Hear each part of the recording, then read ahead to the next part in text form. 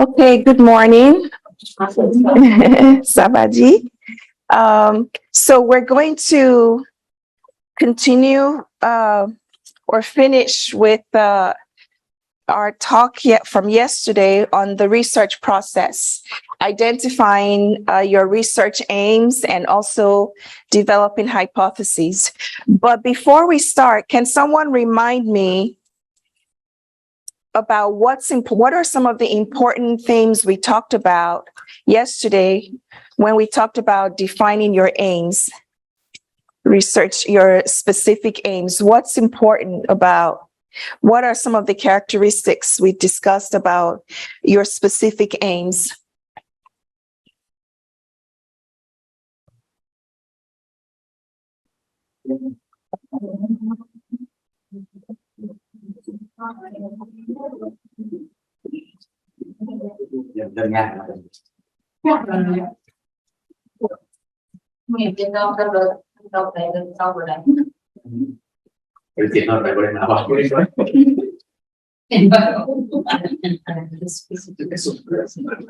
So how many of you here have had to write specific aims for your SRG projects? Did you write specific aims? Yes, I think yours.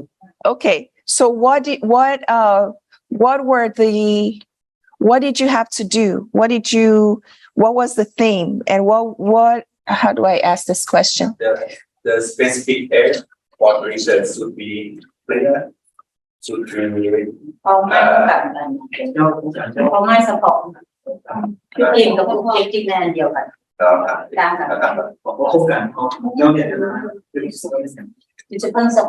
So it needs to be clear. yes, And can be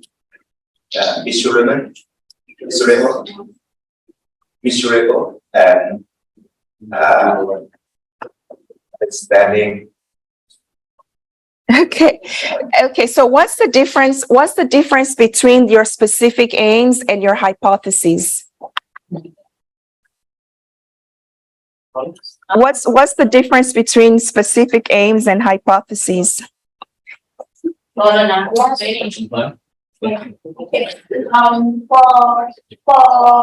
specific aim, different with general meaning. Hypothesis. Maybe one hypothesis. We have many specific aims, but for aim we focus on the point, or we need to answer specifics for each question, and then must to be smart. Focus on what we do, what population, the living time. We must to specific on that. And how about hypotheses? What's hypotheses? Hypothesis, we have to how to say, use statistic to measurement and answer. We have two hypotheses. If the specific support, we accept and hypothesis.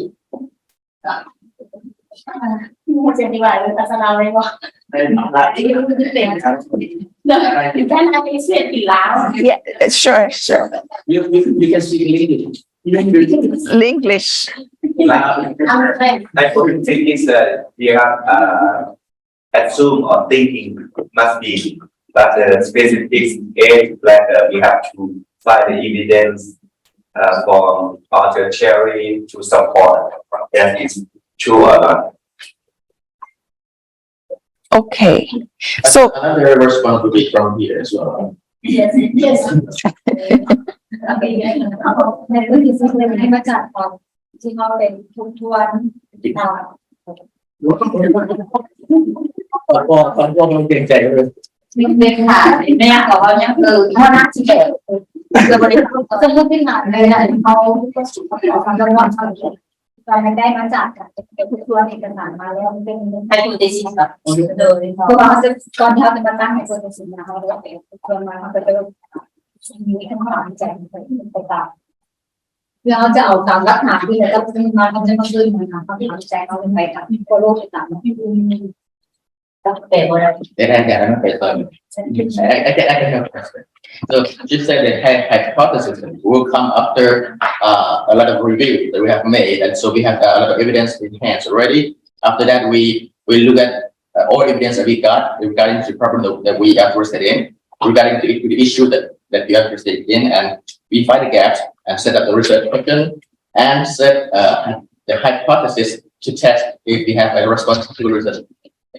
Okay, now here's one thing. I want one person to get up and give a concise talk. I don't want to say talk, but precisely tell us what a specific aim is, what a hypothesis is, and the difference between the two. So Michael has talked about specific aims. You talked about hypotheses. You also can someone get up and say specific aims is this, hypothesis is this, and these are the differences between the two, or this is how they're related. Okay. My order. How about you?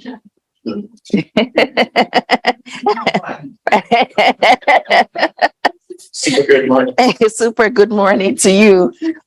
I'm not so sure if I got everything that you have presented yesterday. Sorry about that. But I'm easy to forget as well. Because I need some vitamins.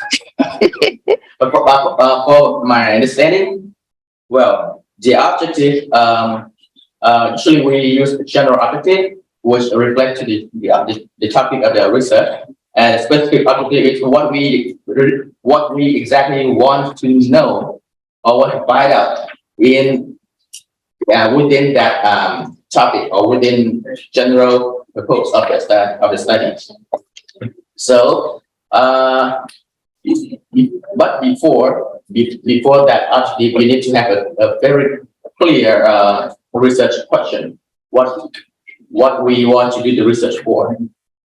So that sometimes we use the research question to set up our objective, and sometimes we use the research question to set up the expectation afterwards. And the specific objective must be smart. Well, what was smart? Okay, specific, measurable, attainable, relevant to the public health and relevant to the society, and must be finished in time. So that for each specific objective must be like that. Yeah, some specific objective needs hypothesis to test. Some objective might not need hypothesis to test. For example, some descriptive information. We don't need a hypothesis, but some evidence or some specific objective that we need to prove something, we need a hypothesis. So what is the hypothesis? So hypothesis is guessing, predicting, or guessing something will happen. Something will influence the problem. So yes, hypothesis is predicting. So if you want to make sure that a prediction is right or wrong, we need to set up not hypothesis and to find the result for alternative hypothesis to prove. Okay. Something like that. Thank you. Right. Yes, please. So do you remember the question? So what I want is so we all are on the same page about, oh, this is exactly what a specific aims is. This is what hypothesis testing is, and this is how they relate. So go for it. You stand or? Sure, if you want to. You don't have to, but you can. I try. I think the objective is the what you want to do in the research. The activity you want to do, and hypothesis is the we try to test the relationship between something that can be measurable or can be observable, and sometimes I think that hypothesis have to link to the objective what you are going to do, For example, if the objective want to show the evidence from the field is true or not, and then you have to test your hypothesis. Sometimes when you read or you assume it's true, but it's not true in our context, for example. This is my understanding. Thank you. Okay, thank you very much. Okay, great. I love it. You have a lot of energy this morning. Nice. Yes, please go ahead. Normally, the post that what we want to hear about our research topic. So when we will do, whom we will do it, and how. And for the hypothesis, that is the expect result that we might have. We might have positive result as our objective, or we might have negative, and we will do the statistics to test our hypothesis if it is accept our result or not. Either our result it will be in negative or positive way as our expect or not is according the test statistic that we will use. And I think it is also based on measuring. The you ask the teacher said said that so according the previous study, the result might be like this, but we want to make sure that in our country or in our context that we have we have written here, for example, in Lao, it will be the same as other study in neighbor country or not. So that is important. Yes, excellent answers, everybody. Very nice. So the idea, as you've all mentioned, is that specific aims allows us to state exactly what we want to study. So when we talk about specific aims, it needs to be clear. And we need to identify, for example, the population we're interested in studying, and we list exactly what we want to show, what we want to study.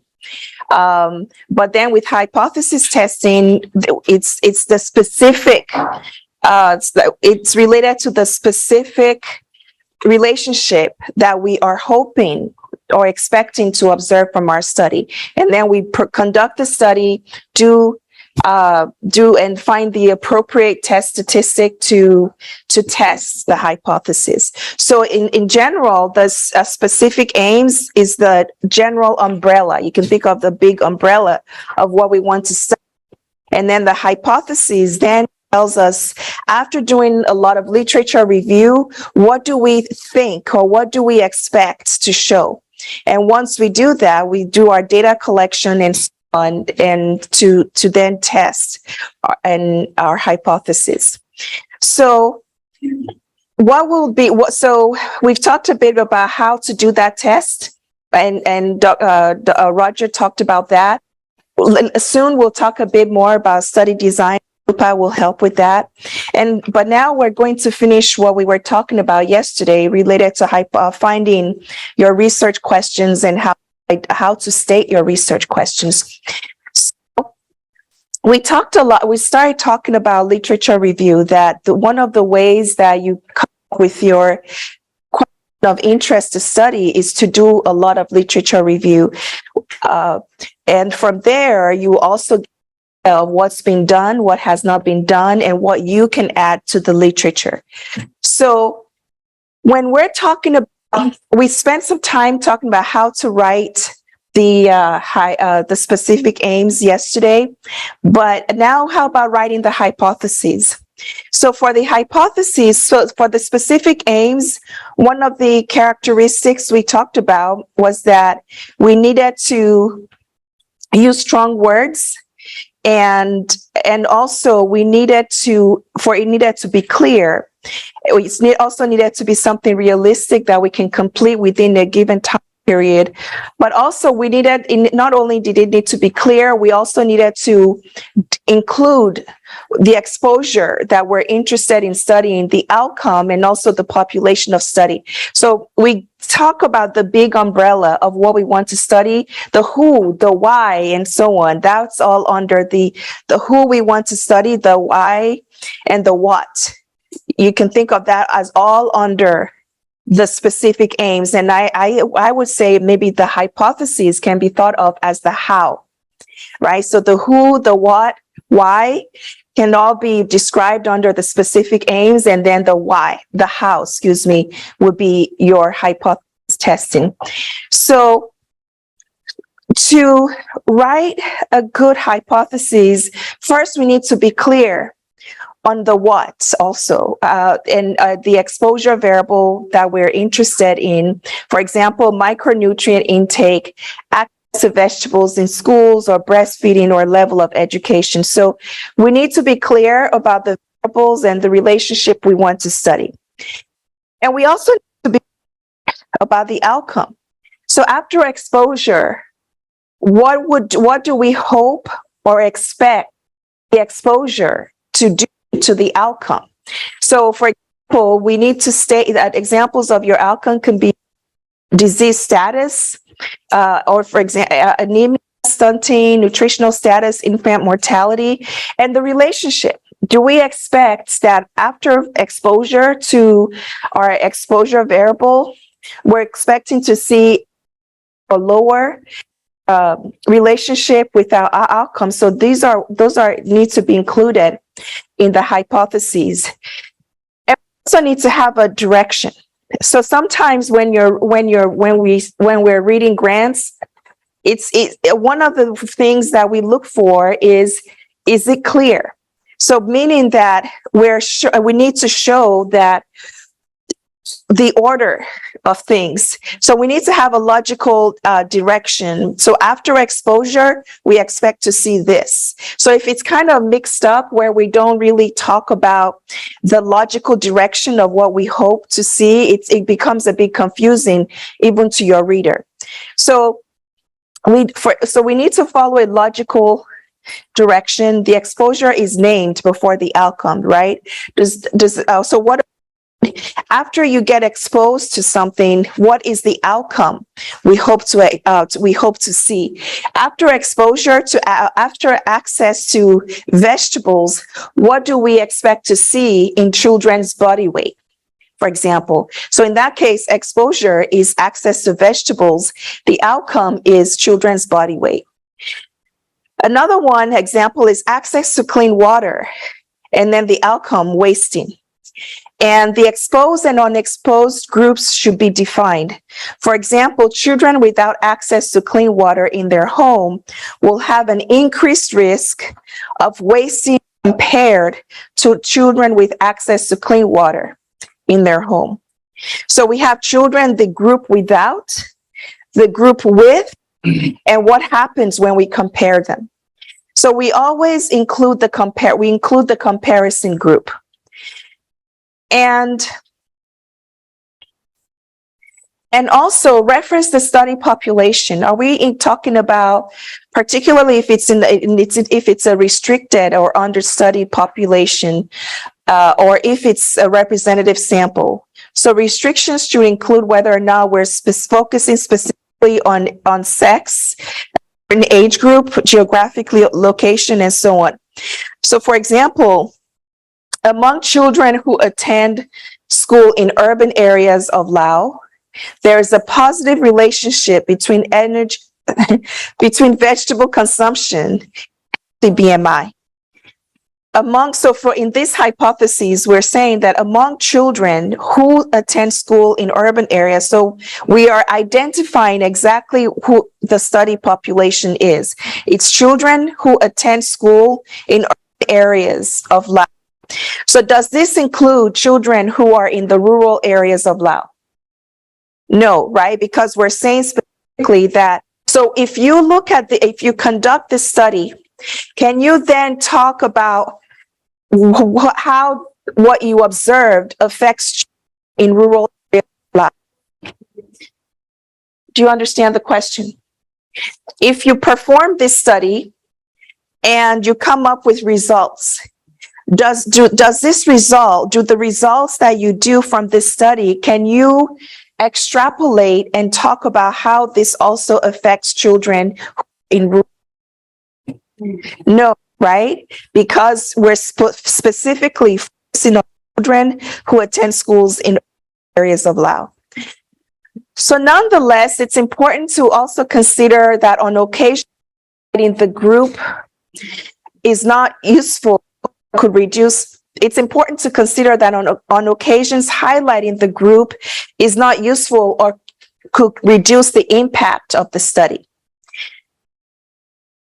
So also, hypotheses must be measurable and also concise.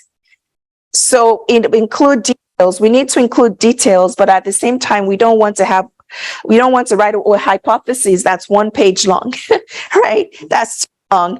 But you need to provide enough details that we know who your exposure is, the relationship that you expect to observe and between the exposure and your outcome, and also the population that you're studying. But at the same time, it needs to be very specific for back what you're hoping to observe. So it needs to be something that we can clearly, it's not too vague. But I know sometimes we need to have enough detail. Also you need to have just enough details, not too much, because too much, then actually it's easy to get lost exactly what you're trying to show. And precision, precision does not require specific predictions when we're writing hypothesis statements. So the hypothesis statement will state the direction of the effect, but not necessarily with the numbers. If you have the numbers, you might be able to state it, but you don't necessarily need to. And it also must be a neutral description. Things like avoiding terms like good, better, benefit, because we want to be neutral as scientists when we're talking about what we're doing and why we're doing. Well, we don't want to say bad dietary patterns will affect the health of workers, right? Specific, it's also biased in terms of we are already stating our own bias about what we want to study. But we can say that we believe dietary patterns will affect the health of workers. Okay, so let's talk about some examples of what we've been discussing. So we have an overall aim. An example could be to test the efficacy of a lifestyle intervention to reduce risk factors of type 2 diabetes and hypertension among school-age children. So can someone comment what they see in that overall aim? What is the exposure? I gave the answer away. What is the exposure? What is the population or group that you're trying to study? And what is your outcome? So can someone answer that for me? For the overall aim, what is your what? Your who? Your what and your who and your... Right. So who wants to answer that? We want to test the efficacy of a lifestyle intervention to reduce the risk for type 2 diabetes and hypertension among school-age children with a history of obesity. So are we talking about all children here? With this overall aim, are we referring to all children? No. So, and then what about school children? What about school children? The school children with the history of obesity. So it's very, very specific. And then what's the exposure?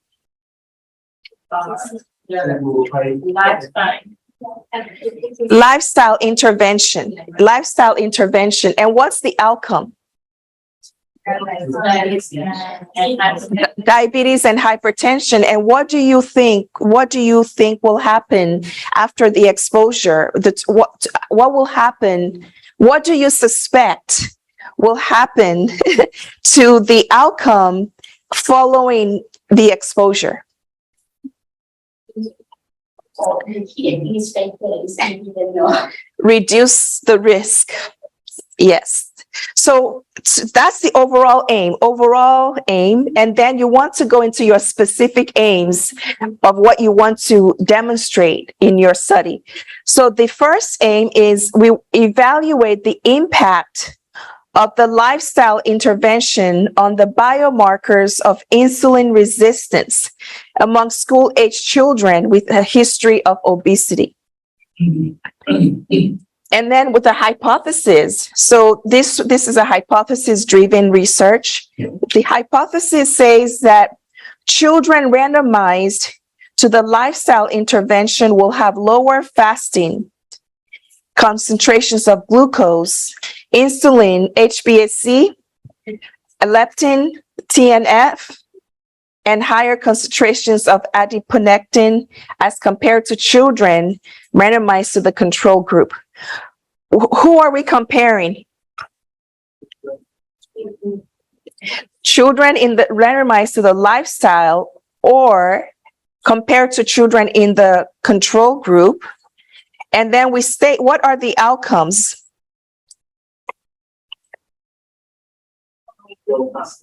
Fasting glucose, insulin, and so on. And what do we expect? What are we thinking we'll be able to show? Lower, for some it will be lower, and then for adiponectin it will go up. Yeah, it will be higher concentrations. How about the second one? Evaluate the impact of the lifestyle intervention on the biomarkers of hypertension among school-age children with a history of obesity.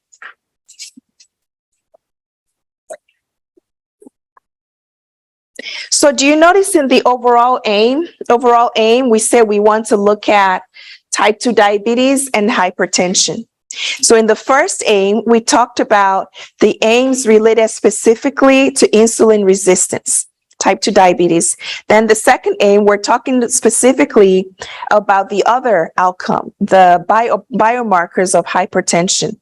And in this one, the second aim, the hypothesis is that the children randomized to the lifestyle intervention group will have lower levels of TNF, CRP, fibrinogen, cytokinin, and systolic diastolic blood pressure as compared to children randomized to the control group. Okay, another section, so now we'll move on to significance and innovation. Can someone tell me what is the difference between your significance? Well, let's do this first. What is significance? When you're doing a research, what's significance? What is the significance?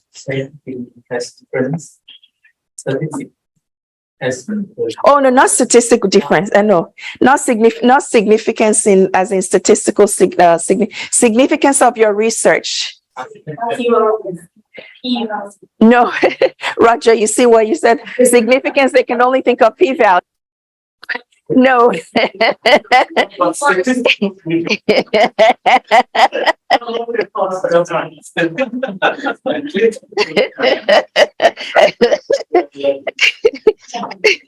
So we're talking about the significance of your research. Yes. So, so what is your significance? What'd you say? Public health significance. Public health significance. Yes. What? So, but I want you to tell me specifically, how would you define your significance? Because sometimes we get significance and innovation confused. So what is we've talked about your specific aims, your hypotheses, and now we'll talk about your significance. So what is your significance? Effect to the society or health of people or research. So how the study will contribute to the policy or to How the study will contribute to results. Will contribute what how useful. Yeah, that's true. It's true, yes. But one thing I'm thinking about significance is your why. So what? So what? No, not your why. So what? So Right? So for your specific aims, I talked about your who, your what, and your hypothesis, your specific aims. You can think of specific aims as your who, your what, and your why, and your hypothesis as your how, right? How you show the who, the what, and the why. And now significance, you can think of it as so what? You do this research, so what? And it's very, very important to, okay, so you say, I want to, it's important for you to give me this funding because it's important to expose children to good lifestyle behaviors because we want to promote good healthy behaviors or healthy behaviors among children. So what? It can address the problems that we say that's the problem, right? We do the research based on our assumption or the problems that we want to address. For example, like the gap, that for example the interventions of the students that we want to know the efficacies of the lifestyle. But at the end of the interventions that we can see on their behavior that improve with compared to before. That's significance of Significant. I don't know how competitive it is here for grants or to get funding for grants or funding. But this significance is, in the US, it's very competitive to get grants for funding your research. So the significance is a very important, I think it's one of the most important sections of your grant. So we think of it as, at least I think of it as, if you don't give me money to do this research, this is what you're going to miss out on.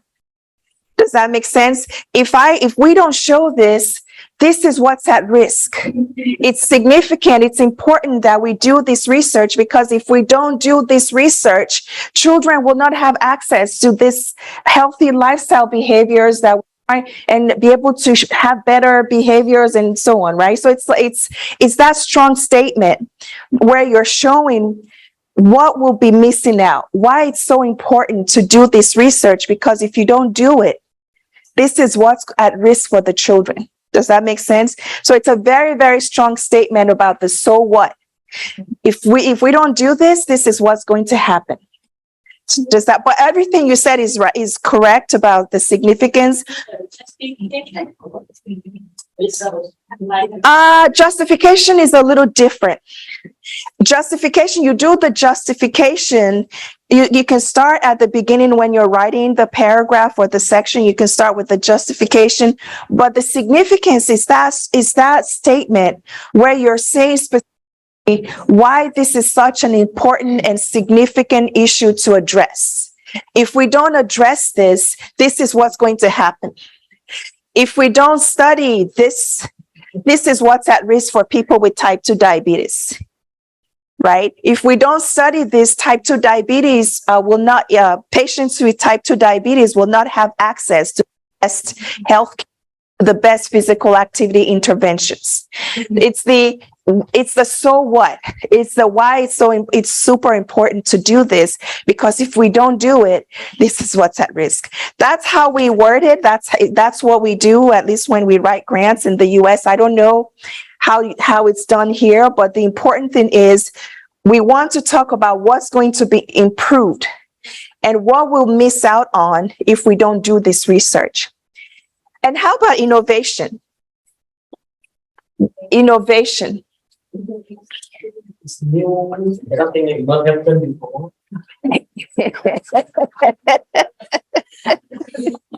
before. This is new. This is new. This is new. This is what's so new. Nobody has before. I'm the first one to do this. It's our lab. We're the first ones to do this. Innovation.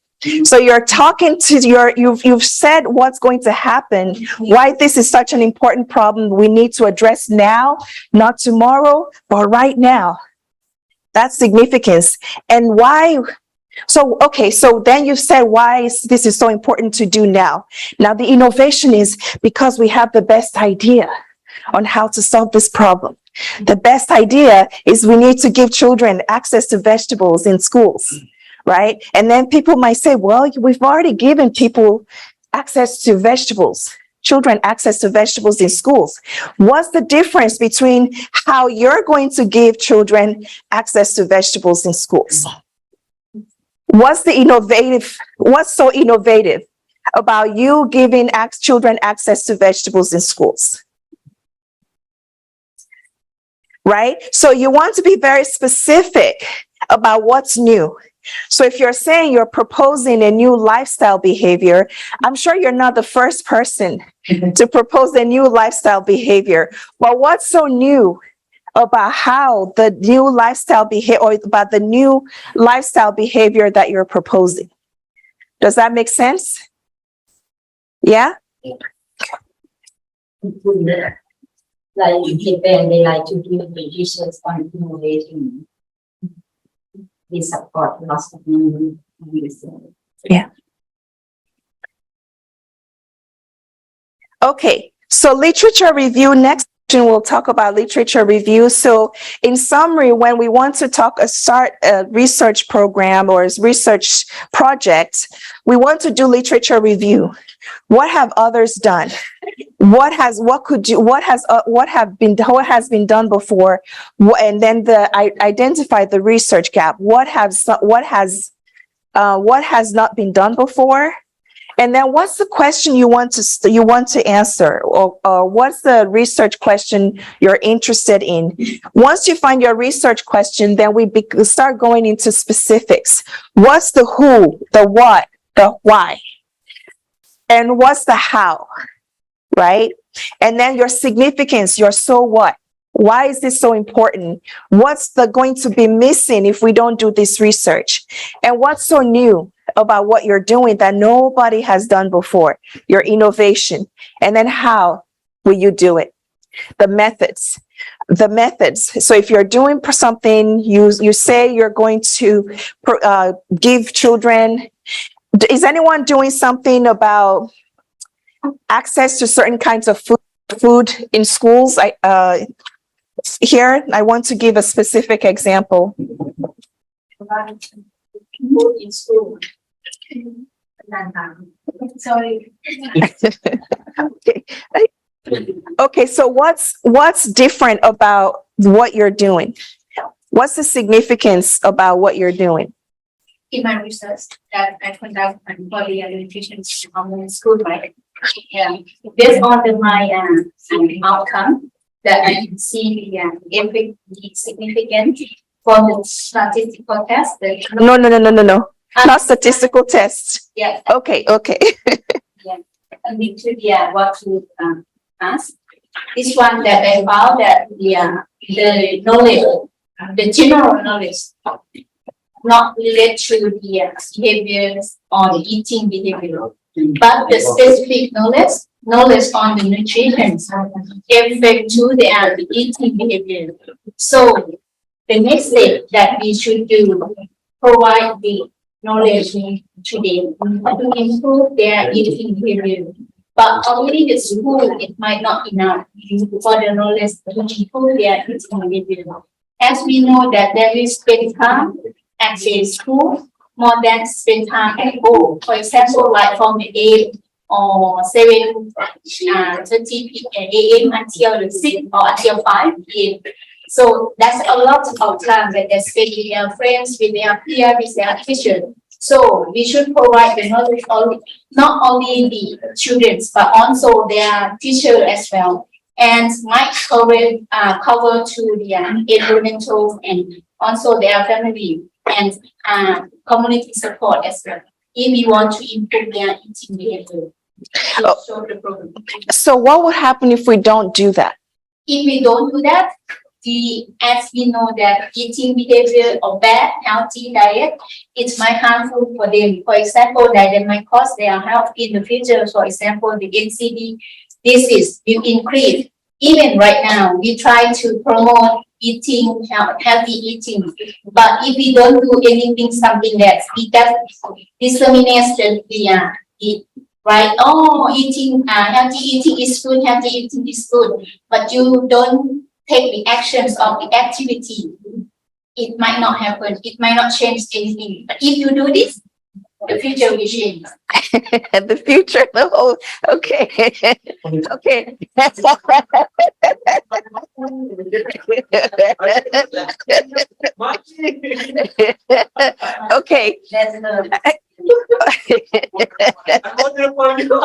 Okay. Okay. And how about innovation? What's so special? What's so new about what you're doing? for the innovations that I plan to do after I finish this one, that I want to improve the people. They have the activity, for example, like I want to explore more of what the reasons of their behavior of right now, and if they want to change their behavior, and how many of the students among those students they want to change, and want to understand more about their family as well, what they observe about their children's eating behavior, and then after that I want to persuade them to take a photo of their eating and report to our team, like create a club of their healthy eating behavior, try to promote for Creates a what? club. Club? Okay. Yes. Okay. Group. Group? The Okay. group of students gather them together like once a week, or yes, at least 1 2 weeks. But if we can have a 2 times per week, is would be good. Then 1 per week. Try to create the healthy eating behavior among small group, and then they can generate by friend to friends or to their family or something. So from what I'm hearing you say, some of the innovation that I heard has to do with the taking pictures, the taking pictures and not doing the questionnaire only, right? Yeah. You're taking pictures and then also doing groups or clubs. That's also novel. Yeah, about the what is the unhealthy, what is the healthy, and why is the healthy is important, and show in videos of the conflict and the impacts of the unhealthy food, like like they are obese, they are have the health seeds, and like a heart disease or diabetes or cancer or whatever that it is. Yes. Yeah. So here, so the key thing is what's new about the innovation is in her study. What it would be is what's the new way, the new approach that she wants to use to solve this problem. So she talked about the taking the pictures. Usually we would do questionnaires, but maybe in addition to that, she's doing imaging, taking pictures also, and also using an approach peer-based, right? Creating a group or a club. So those will be part of your innovations, what you would stress as being novel. And one thing that I forgot to mention is that I also involved in the qualitative study on methodology, that I want to do something like the theater, like gather them and support them to do the the scenarios by themselves, what the normal daily eating behavior of their maybe, and try to gather the information for them, what happens right now with the and we can plan to do what it is. All right, thank you. So does everyone see in a specific example what an example of significance from one of your peers and also innovation? And so here's you've been asked, here's a practice exercise. You have been asked to develop a study based on the mixed data. You have conducted a thorough literature review, and based on your research interests, you want to study breastfeeding and growth development in children. You have access to the following variables. Child ever been breastfed? Yes, no. Child still being breastfed? And you have the list of variables. So develop one set of aims and hypotheses for this study.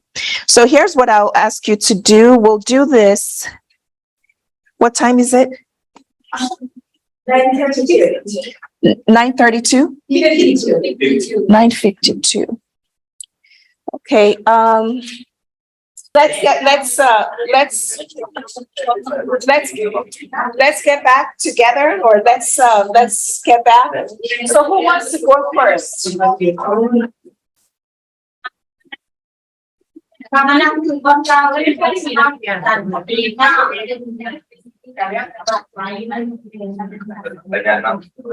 Okay, so which group wants to go first?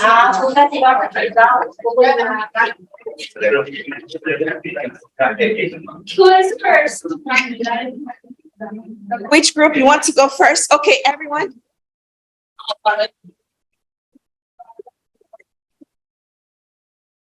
Okay.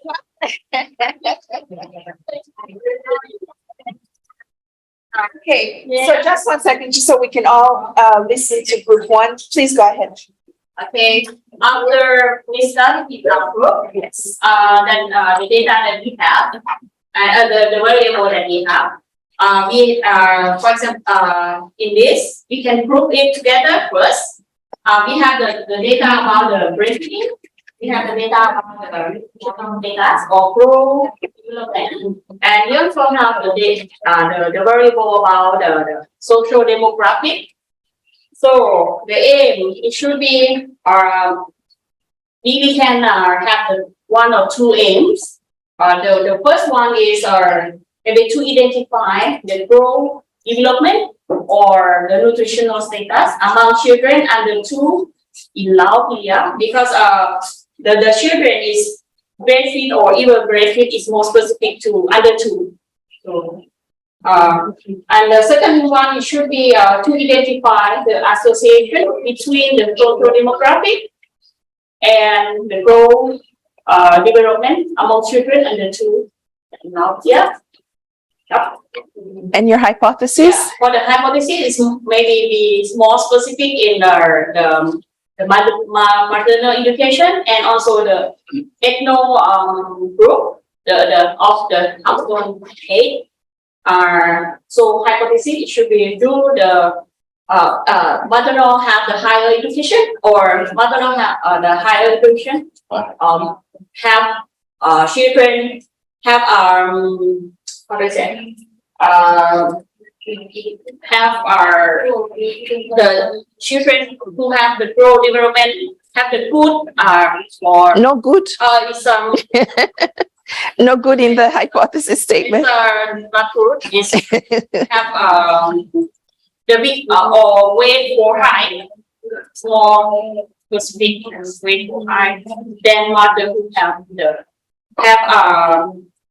then mother who have the lower education. Okay, can you put it, now say in one sentence, because you were thinking through it. Now say it in one sentence.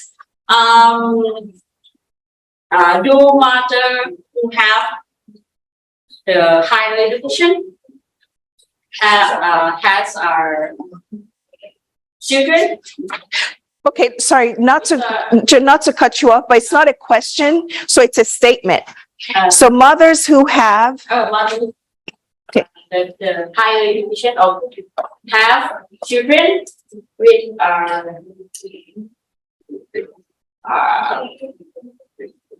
BMI for age or some or weight for high, then mother who have lower education. okay, so you talked about your the groups you're comparing, the relationship you expect to show, and also, yeah. Okay, thank you, everyone. But does Then this will be your names, which to identify the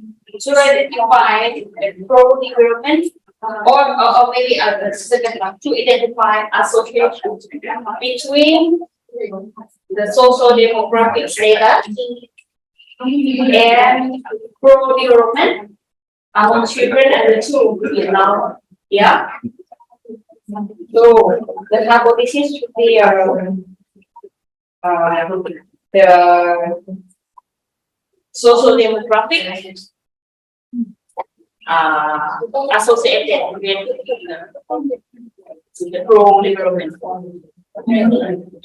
You say that we have more perspective, so we pick the maternal education. And so that was your hypothesis for the first one? Is that what you just said? Mother who have the Higher. higher education Yes. has the children.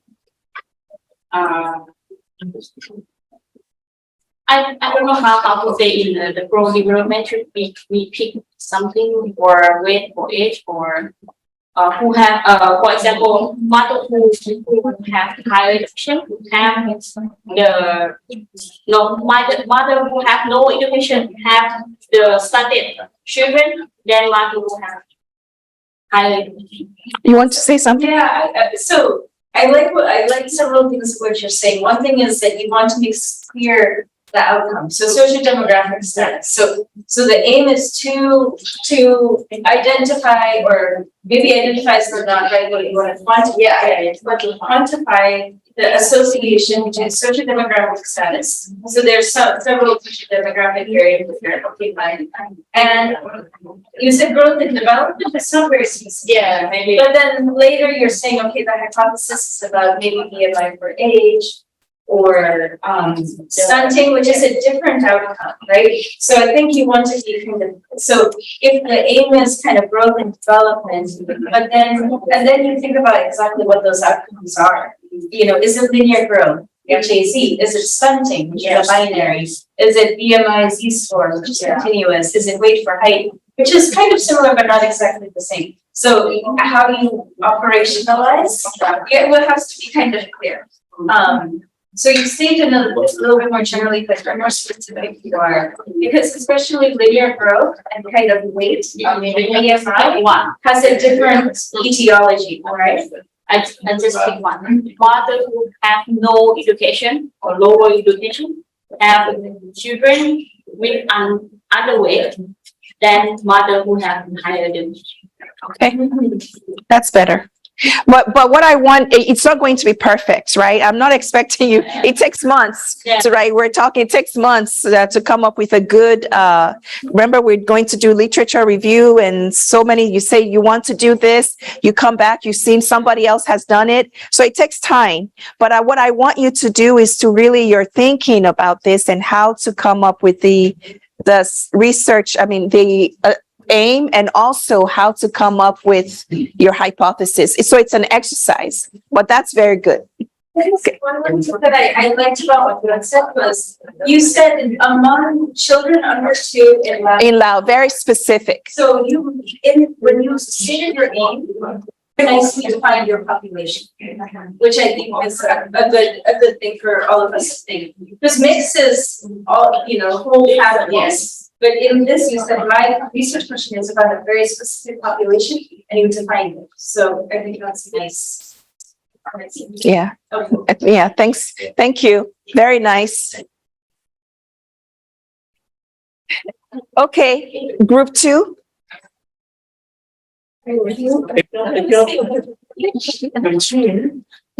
Group 2, you've been labeled group 2. Again.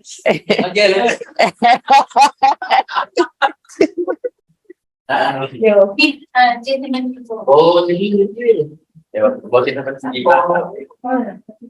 dimahami.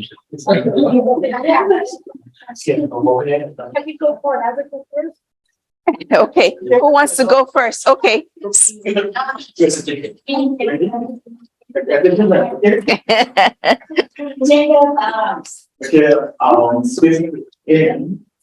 evaluate the impact of practicing on engagement. Sorry, can you speak a little bit louder so I can hear you? Yeah. Or move. Our specific aim, evaluate the impact of breastfeeding on nutritional status among Laos. You're evaluating, Impacts. okay, the association, okay, between, For this, children with breastfeed will reduce stunting their efficiency of breastfeed Laos. okay. Yeah, I think that's good. It's very specific. You talked about the relationship, the exposure and the group. Yes. Thank you. Yeah, thank you. You have, yeah, you want to add?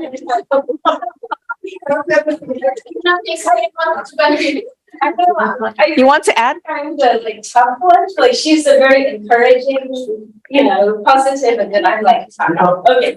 So, And also I'm also thinking of time. That's why. I would say one, I like that your things are very specific. One question I would say is wording is very important. So I think the word impact.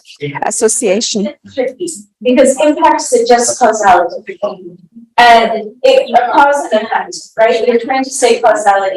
This one, breastfeeding is going to cause, less stunting, right? But in mixed data, this is observational. And we'll talk about this in the next unit.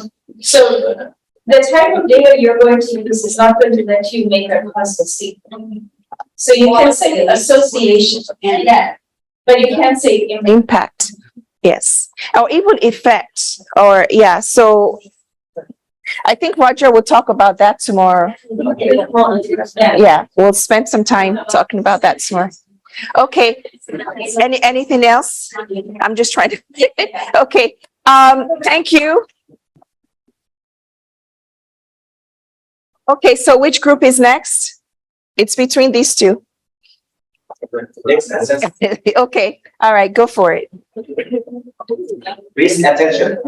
Attention, please. Please. Yes,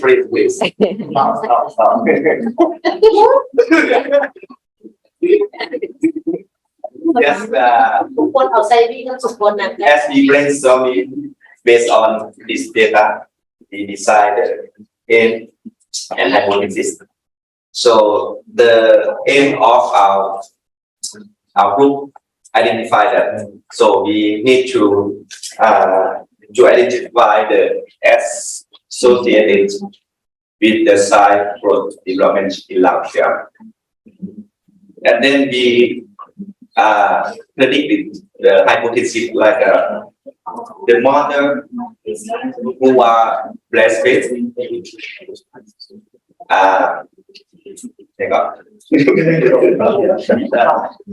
who are breastfeeding must be make the child good development more than the mother who are not breastfeed. Okay. Then yeah, can you help with It's to identify what? The associated with the child growth developments in Laos. Association of what and what? Breastfeeding. Breastfeeding. Okay. Breastfeeding. With child growth. Yeah. And the hypothesis that the mother who has more breastfeeding would be based the child whose development is more than the mother who are not breastfeeding. And I noticed that the way you say it, maybe it's the phrase, you say more breastfeeding, right? So that is slightly different from saying any breastfeeding. Right? You're saying like the more the breastfeeding happens, the better result for the child. So what you're looking at is more quantitative association, right? So that research question is slightly different than others.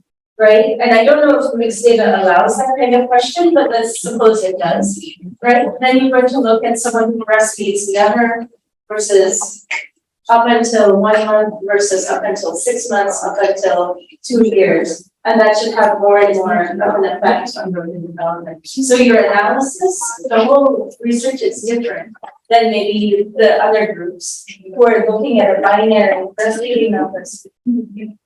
So, yes. So did you understand? So because you said more, you're going to be looking at different levels of breastfeeding. And it's time of breastfeed, maybe 6 months, 2 years, something. Okay, Get the guilt for it. okay. And no choice, but now it's time.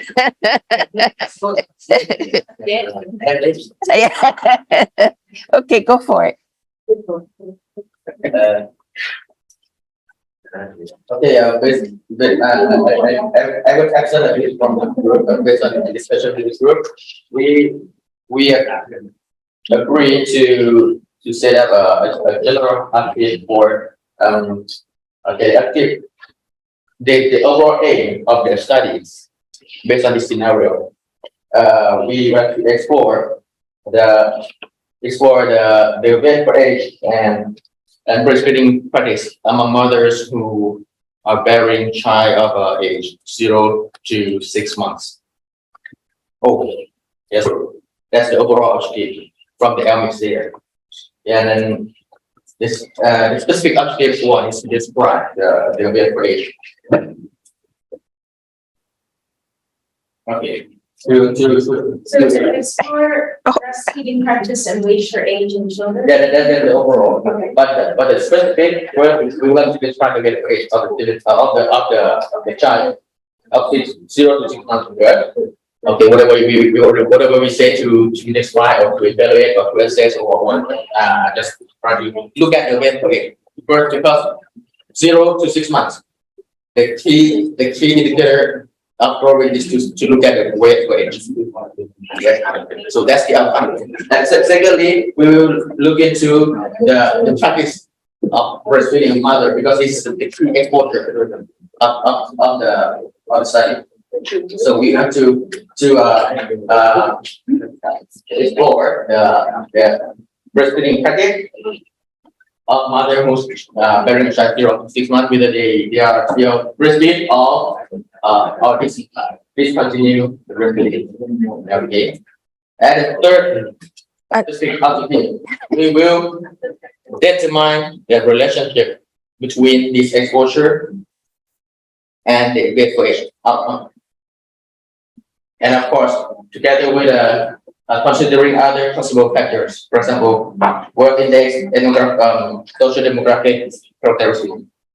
So along that, yeah. Okay, so I can see you put some thought into this. You came up with 3 different topics to work on, which is good. But the one thing a couple of comments that I would make. First, I'll say that you want to avoid using a word like explore. Right? So do you want someone to give you money to just explore? Right? So if someone's trying to make a decision on whether or not to fund you, they don't want to give someone money to explore. Right? You need to be more to use word to say provide more details about exactly what you want to do. So for example, if with NIH grants, if say you want to explore this, that's not a good explore what, right? It's very vague and you can explore forever. Right? You can explore a relationship forever. So you want to be very specific in what you're doing. Do you want to estimate? Do you want to compare? Or do you want to, I think you use identify in one of your, but you want to avoid words like explore. And then even though we have the word describe here, I'm not sure I like that word describe because it's also it's very vague in terms of describe what. So if you're thinking of, let's say the Gates Foundation, it wants, has millions of dollars and they want to give you money. They don't want to give someone, they're most likely going to give money to someone who's very specific to say they want to estimate.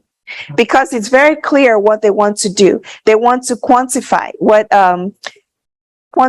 they want to, so instead of, for example, explore, you can say you want to investigate the relationship between this and that.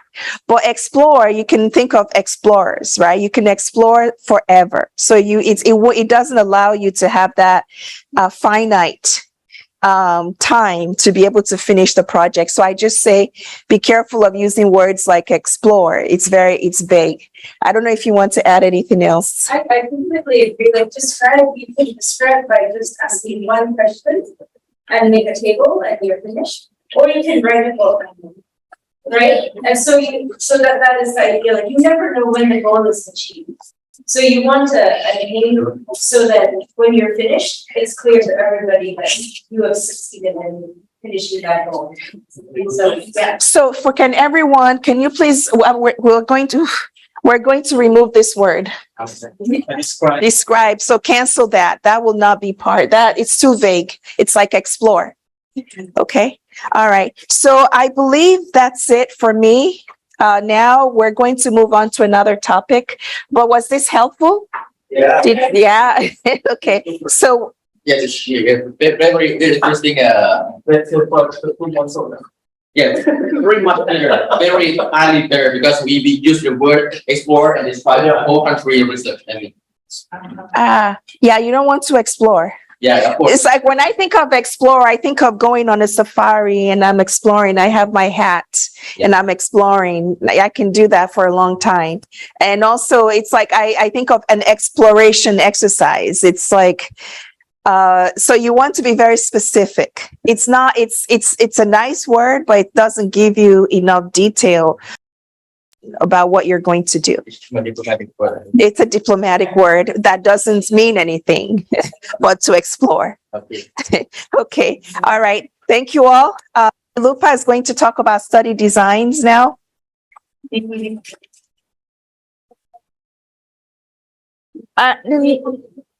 Let's finish. It'll be quick. Okay, Yeah. or not necessarily, if you can get the copy here.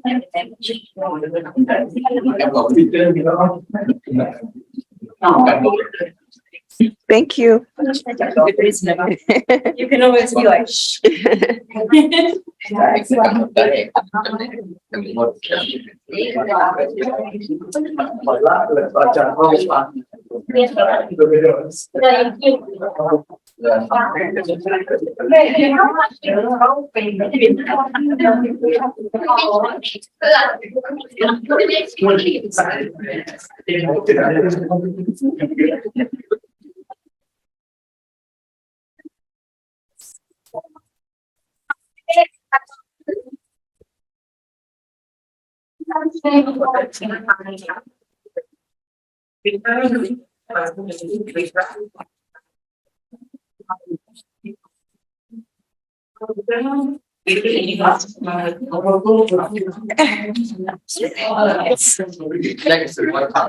that your voice? I think that's key. Yeah, I was just trying to show.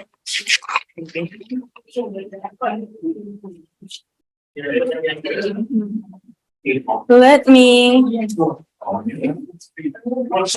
Is it talking? I hope not.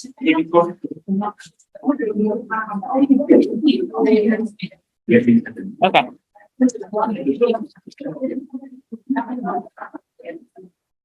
Okay, I'm the reason you guys can't go to break. So, I'm going to just very briefly start some things. Are you guys ready?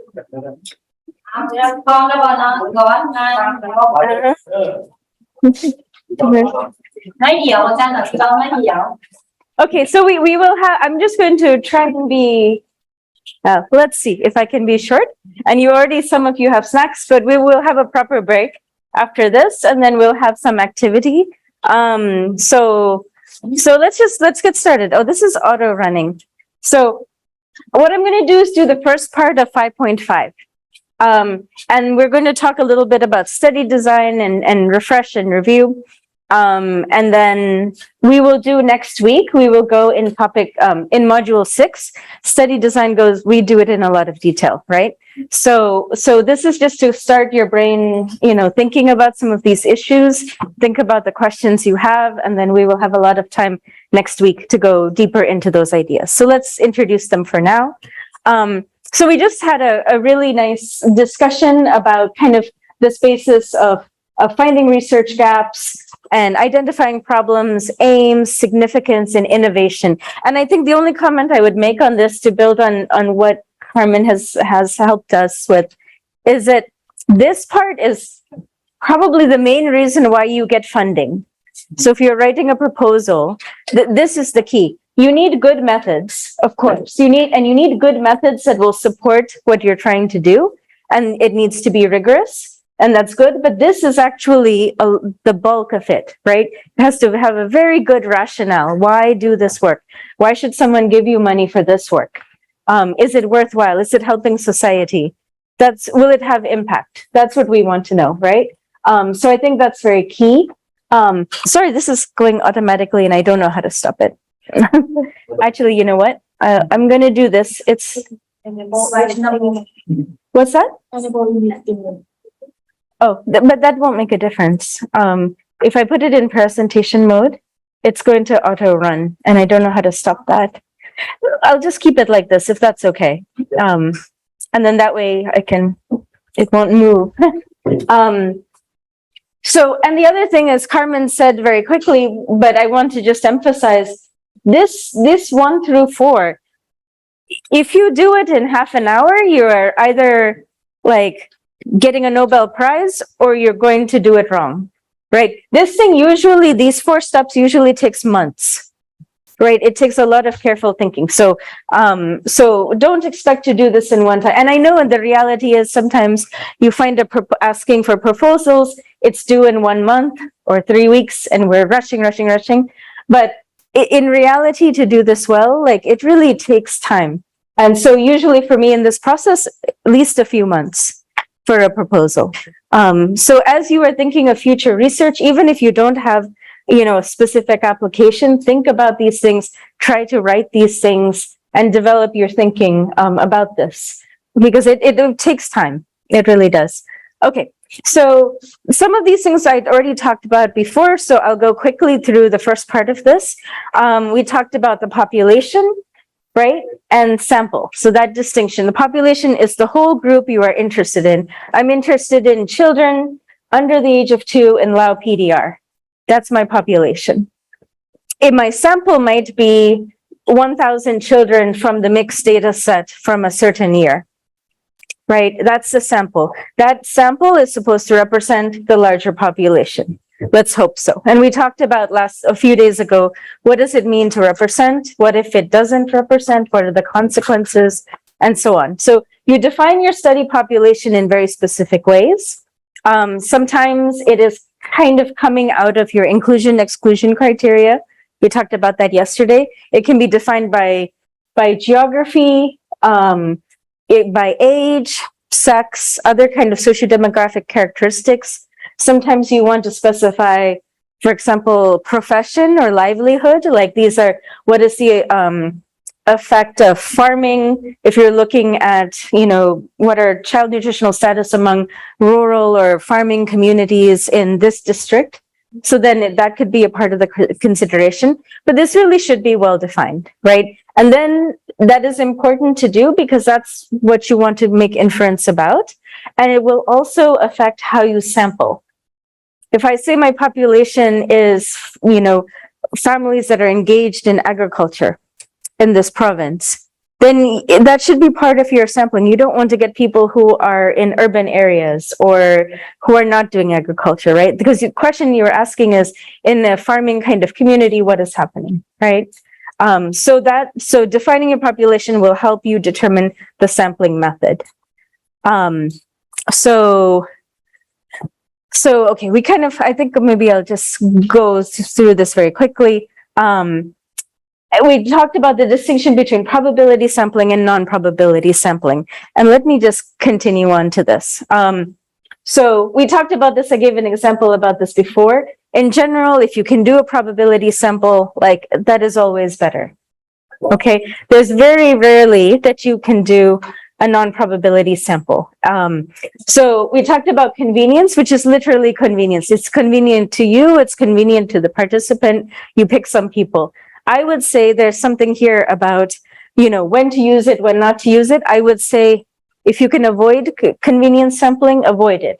If you're doing qualitative research, that is different, right? Qualitative research, you're trying to understand exactly what's happening. You might purposely select men and women, purposely select old and young, purposely select rich and poor. Like that is a different kind of activity. But when you're trying to estimate something in a population, then you want to, whenever possible, use some kind of random sampling. So I would say when to use convenience sampling, avoid if you can. It will always affect you. You're not able to generalize to some population anymore. So what's the value of that, right? You know, it's very limited. The snowball, we talked about that last time. That would be only in very specific scenarios when you don't have a list of the whole population. So we talked about HIV populations, you know, street food vendors, or some, you know, refugees, things like that, those kind of situations. People use snowball sampling during COVID when they did phone interviews, because sometimes they didn't have any kind of phone numbers of everybody. They would call some and then ask for the number of somebody else. And, you know, COVID in the beginning, it was emergency. You know, we wanted to know what is happening for people's health. Like, people use those kind of methods. So those are not typical situations. Simple random sampling, I would say when to use it, whenever you can, is a good answer. Simple random sampling gives you the most information about a population. It increases your statistical power. It's simple for an analysis. It's simple for other people to understand. So if you have to communicate to other people, you know, that's the easiest one for other people to understand. So it makes it easy for your communication. But it also improves the statistical power and so on. And it's just, analysis is easy. So if you have a choice, go there. Systematic sampling, that was that thing where you say, like, okay, I have a list, and I take every 5th person, every 10th person, like this. You kind of just go in your list and kind of find a sample. I would say when to use that, I would say avoid it. Because now in the kind of modern days, we don't really need to do this. The systematic sampling was something that we kind of used in the old days, where you have, you know, say for example, you go and you find a list of, maybe in a district office, you have a list of all the people who live in this village, right? And it's on paper, it's not electronic, and you need to make a sample. It's very easy to just count 1, 2, 3, 4, 5, take the 5th one, 1, 2, 3, 4, 5, take the 5th one, right? But now we have other choices, right? So if I go and I have a list of even 1,000 families, what I can do is just come, you know, I can just come to Excel and write 1 to 1,000 and then have a random picking. And then if it randomly picks number 27, I go to my book list and find the 27th household and I take it. Okay, it's fine, right? Like, it's not hard to do. So I think if you're looking at systematic sampling, I think try to avoid that. This happens often, you know, like, for example, I work in East Africa. If you go to a health clinic and you say, a lot of those records are not electronic, right? There's usually a big register book, and the patients who are coming, you write in the register book all the information, 1 row for each patient and the next one. So when you go to there, you find the big book. The nurse always has a big book, you know, and you find this list. It's not electronic. It's very hard to sample, but everything is numbered, right? So you can do that. You can find Excel, find your random numbers, go find that number in your book, select your patients and do your research. So I would say avoid that if you can. Because again, the simple random sample has very nice statistical properties. Everybody recognizes it. People consider it rigorous. So it gives a good, do that when you can. Stratified. Stratified is when we had, if you remember my example, we had different classrooms. And we said, okay, in this class, I will randomly sample. Then I'll go to the next class, I'll randomly sample, like that until I finish. That means that I get a child from every class. This is usually useful when that different kinds of categories, the different classrooms are interesting. So for example, maybe the class one, it's the little ones, the year one, and the next class is the year 2 children, year 3 children, like that. And you want to make sure, you want to ask this question, what is the nutritional status of year 1 children? You know, age 5, age 6, or something like that. And then you want to compare that to nutritional status of year 2 children and year 3. You have a specific interest in those strata, in those groups. A common kind of strata might be region, right? You have north or central or south, and you want to ask a specific question about that region. Then do stratifying by region. In the first region, take your random sample, go to the next region, take your random sample. So use stratified instead of simple random sampling when you have a specific question about the strata, the different groups. And that's very common. One thing to just think about when you do that, if you have a question, so for example, suppose the strata are male and female. You want to look at healthy behaviors, but you think you want to separate by male and female. One thing is you're interested in men and you're interested in women. The other is that you do have some hypothesis. Like you have a very strong hypothesis. Maybe this health behavior is different for men and women. Like maybe it's smoking, right? Smoking is usually kind of different between men and women in most countries. So smoking behavior of men, smoking behavior of women, you have a specific hypothesis about the strata of sex, male and female. If you don't have that, then don't stratify. That's not necessary. If you do have it and you want to say what happens for men if I give this intervention, what happens to women if I give this intervention, then make sure that you have enough men and enough women. You do a sample size calculation for the whole group, but you also want to, inside each strata, you want to make sure you have enough, right? If you have 1,000 women and 100 men, yeah, you can still stratify, you can do all the analysis, no problem, but you're much weaker in the male category, right? If you only have 100 versus 1,000. So you need to kind of think about numbers as well. Good? I'm going very fast. Doing okay? Yes. Okay. Cluster random sampling. That was the case where I had many classrooms and I randomly picked 3 of them. And then I picked children in only those 3. That meant in some classrooms, I didn't have any children.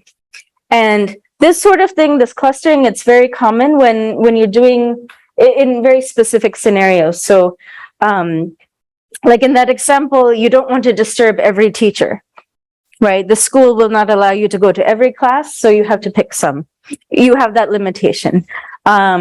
Maybe you are doing a community intervention with health workers.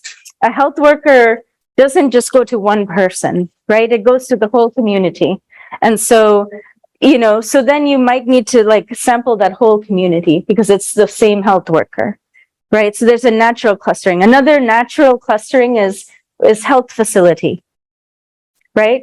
It's very hard to say like, okay, I'm going to do this in this health facility. I want that patient, but not that patient, and this one, but not that. Yeah, sometimes the patients will not be happy. The doctors will be confused. The nurses will be confused. So maybe you work in the whole cluster, the whole health facility, and in this other health facility, you do something different, right? So sometimes you have that natural coming together of people. And that's when you have a cluster. So use cluster sampling when it's kind of necessary, depending on your intervention or depending on what you're measuring or there's something necessary about people being together. Another cluster is family, right? You can look at many children in one family. They have the same parents. They eat in the same kitchen, right? They probably have similar diet. They have similar culture in the family. So that's a natural cluster as well. Usually, if you can avoid it, because you have more statistical power if you do simple random sample. You will lose statistical power when you're working in kind of a cluster sample.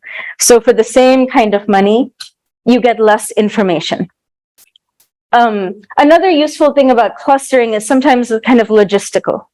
right? If I'm working in the entire province, maybe it's a very rural province, and to travel from place to place, it's very difficult, right? And so if that is the case, you don't want a simple random sample because you're just going to wander into the jungle in every direction, right? Like, but if you can select, maybe 5 villages within the whole place, then you only go to 5 places, right? And then you kind of work in that community. So that's a natural cluster, and it helps you because it's more logistically easy.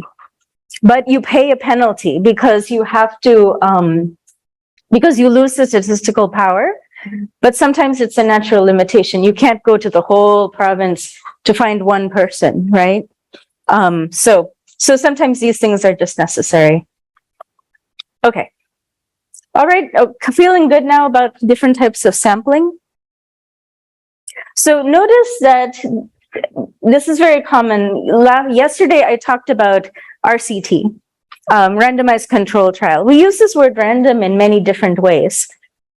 Sampling is about selecting people, how to find the people. So that we use the word random. We also use the random when we talk about RCTs, randomizing people to this treatment or to placebo or to control or whatever it is. So that's a different use of the word random. So just make sure you don't get those confused. I do it a lot. So, okay, now, so that's selecting people. Now we want the design of a study. And there are many, many study designs. And in the slides, they talk about study designs for nutrition, but truly for any kind of public health work, these study designs are all very common. And people are making new study designs. So there is new innovation in study designs. This is not the only set of choices. There are more choices. Everything has a strength and a limitation. And so when you decide what study design to use, you have to think about the strength and the limitation first, right? Because it affects what you can say at the end of the day. Do you need to make a strong causal argument? If so, maybe you want an RCT, for example. And there are many other considerations. Maybe if you are looking at a rare disease, you might want a case and control. If you're looking at a disease that takes a long time to happen, you have to kind of think about that. Maybe that is also case control. So there's different kinds of factors. But the thing is, the study design also comes from your aims. And that is why Professor Carmen is spending so much time on your research aims and your hypothesis, is that depending on the question you want to answer, then you have to select an appropriate design for that question. So the first thing is the question, and that's why it's so important to be very, very clear about it. And then based on the question, you decide on your design. So, and that was, I think, for this group, when they talked about impact of breastfeeding, that was a causal statement. And with mix, that is observational data. So that design is not appropriate for that question. You would have to change the question to say, I want to look at association, but I can't prove breastfeeding is going to definitely change nutritional status because I didn't have the right study design for that. Yeah. For example, if you do intervention, Yes. If you do an intervention, you do a randomized. You can do an intervention, but it's not randomized and it's not controlled, right? But if you do a randomized controlled, but some of them, it will be a little bit harder, right? So if you do an intervention to promote breastfeeding, then it's not the breastfeeding that is leading to the nutritional status. It's your intervention to promote that will lead to the better nutritional status. Because you can do your intervention, but the behavior doesn't change, right? You can't randomize and say, like, you breastfeed and you don't breastfeed. That would be a true randomization, but you can't do that. It's not acceptable, right? So what you can do is I do more breastfeed promotion for you, but you get the standard of care and you get some extra intervention. And then we see, is it changing your behavior and did that behavior improve an outcome? So there's actually some multiple steps there. yeah, that's observed in the rural area. Mm-hmm. Attention on which is basically benefiting Mm-hmm. from, I say that if one go to health center, Mm-hmm. you get the whatever we promote. Right. The same program, But if lady still don't visit, Exactly. visit, mean that, even though we want to do it, but like, I assume that it's control for us. Not necessarily. No, yeah. Well, this is such a nice question because the women who are going, so you're saying the women who go to the clinic, you can do the promotion, help the breastfeeding promotion. The ones who don't receive the promotion, and therefore you can compare the two. But, and maybe you compare them for the nutritional status of the baby, but those two groups are not the same. The ones who are going to the clinic are doing a lot more health-seeking behavior, right? The ones, if I take my baby to clinic, like maybe I also get vaccination, right? Maybe I'm also getting information about, water sanitation hygiene, right? So there are many things that compared to the woman who doesn't come, it's hard to compare. So is it the breastfeeding promotion? Is it the immunization? Is it the water sanitation hygiene information that is improving my baby? Maybe even at home, I do more things, because I have more time, more interest in the health of going to the health center and doing things. Then the other woman, maybe she's too busy or too stressed, or, maybe she's mentally more stressed, and therefore that affects her caregiving capacity. And that's why her baby is, so it's very hard to compare, right? You can, but I can make a lot of criticism of your work if you make that comparison. So you want to be ready for that kind of, it'll come. Yeah, that's a mistake. 1 second. So that's habit to go to presentation mode. Okay, so there are many kind of designs. You guys have the slides. We're going to go in much detail. So let me start at least some of the detail before we take a break. So let's see, I think it's just 3 slides. Okay, let's do our best. So different kinds of studies, starting with descriptive studies. So studies where you just want to know what is happening. There's different types. There are things where you might have something very unusual. For example, you see a new disease. Maybe it's never been seen, or maybe in Laos it's never been seen. And so you might have just, a sample size of 1 or 2, and you make a case report. Those things are useful when there's something new emerging, you want to provide detail. It's a story, right? It's not generalizable, but it's to share information that's important. So if you have 1 unusual case, you can write a case report. If you have several, you can write a case series, but it's really stories, so that in the medical community or in the health community, you can share some kind of information. So the value is very specific, so we won't talk too much on that. The other one that is a little more representative would be a cross-sectional study. Mix is a good example, right? It means in one point of time, we have our population, we get some information, we can just look at what is the prevalence of stunting? What is the prevalence of breastfeeding? What is happening here in this population at this time, right? Now, that can be very helpful. You have to make sure you have a representative sample. When it's cross-sectional like that, cross-sectional means it's just one time point. There are some limitations, right? You can't talk about cause and effect. So maybe in this population, I'm seeing low rates of breastfeeding, I'm seeing high stunting. Probably they're related, but you can't prove it, right? You can't, it's not the sort of thing that gives you causal evidence. You can just say in these children who don't have breastfeeding, I see more stunting. It suggests a relationship, but it's not proving anything. So there are some limitations like that. The other thing is that it's one point of time, right? Stunting is something that is cumulative. It happens over a long time, a long period of deprivation. Because there's no breastfeeding today, doesn't mean that breastfeeding is affecting stunting, right? Breastfeeding is an activity of today. Like right now, this baby is not getting breast milk.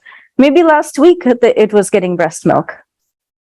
Maybe yesterday it got breast milk. You don't know that, right? But stunting is something that happens after 3, 4, 5, 6 months. More than 3, 6 months or more, right? So and then maybe 6 months ago, this baby is breastfeeding, right? So time can make an effect on certain outcomes. Some outcomes take a very long time. If you're looking at incidence of cancer, for example, you might have to wait 10 years, right? It doesn't, cancer is not as common and it takes time to see in a population. So if you find someone who has cancer today, that might have been because of exposure 20 years ago, not the exposure of today. Like now, maybe there's a lot of pollution, but that cancer came from an exposure 20 years ago when there was less pollution. It's possible, right? So you have to think about how time works in some of these study designs. So analytical study designs are things where we really want to look at associations between different things. And you can have things that are observational and things that are more experimental. So observational will be like the cross-sectional design that I talked about, but there's some other things that you can do that involve time. So for example, let me start with cohort. Cohort is where you get a group of people and then you watch them over time. So in the beginning, when you get everybody together, they have the same characteristics, and then you watch over time. So maybe I have healthy adults now, and I will watch them for 10 years, and I will look at the incidence of different types of cancer. Or I would look at the incidence of new cases of cardiovascular disease. So perhaps right now it's a healthy population, and over time I look, are they developing hypertension? Is it progressing towards some kind of cardiovascular situation? So you start here, well-defined population, and you watch them over time, and then you can look at what exposures they have, right? So maybe today they have, I can look at them and I say, okay, some of them are eating this type of diet, some of them are eating this type of diet, some of them have lots of processed meat, and some of them have more fresh vegetables. I watch them over time, I see who is developing cardiovascular disease, and then I can look at a link between diet and the cardiovascular disease. It's not causal, right? Because I choose my diet. You're not telling me eat this, eat that. I eat whatever I want, but you're watching me and you see if I develop cardiovascular disease. So it's stronger than a cross-sectional because you do have that time element. You can look at my diet today and my disease tomorrow, right? And so my diet today is what's going to affect my health tomorrow. So it gives you a little bit more connection between exposure and outcome, but it's still not causal, but it's better than a cross-sectional study. But, it's hard because what if after 1 year I say I don't want to participate? You're stuck, so it's hard to do. You have to follow people over time to keep very clear records. You need to have constant funding to keep going. So there are some challenges, but it's, but that's what it is. Now, if you're dealing with something like a rare disease, that might be really hard. Right? Imagine if you're interested in liver cancer. You might get 1,000 people and watch them for 10 years. How many will have liver cancer? I think probably not very many, right? It's not so common. In 1,000 people, after 10 years, the incidence might be very low. So you might end up with 900 and something, people with no liver cancer and then few cases of liver cancer. So the comparison is not very good. So a cohort design is not always good for every outcome. It might work for something like stunting. That's more common. You can, start a cohort of babies at birth and follow them. After 2 years, you will see stunting for sure, right? But you're not going to see rare things. So when you have something more uncommon like that, you might do something that's more retrospective. You might do case control. So case control is where you go and you find people who have liver cancer now, and you match them to people who are similar, but they don't have liver cancer. And then you look kind of in the past retrospectively, you say, what is the exposures? Well, this one used to have this kind of diet. This one used to have that kind of diet. This one was exposed to, a bad environment in some environmental factor. This one didn't. You look for those kinds of differences. That's the case control. So in certain situations, again, you can do that. It's still not causal, right? You have people with liver cancer and they're kind of similar. You match one-on-one, they have similar profile to this other group that don't have liver cancer. And then you say, well, these guys were eating this type of food and these guys didn't. But everybody chose their food, again, you didn't randomize. It's an association, but it's better, again, better than cross-sectional. But because you can say exposure long ago led to disease now, right? Like, so the time, it makes sense. First the exposure, then the outcome. It makes sense. It's a little bit strong, but it's not 100% causal.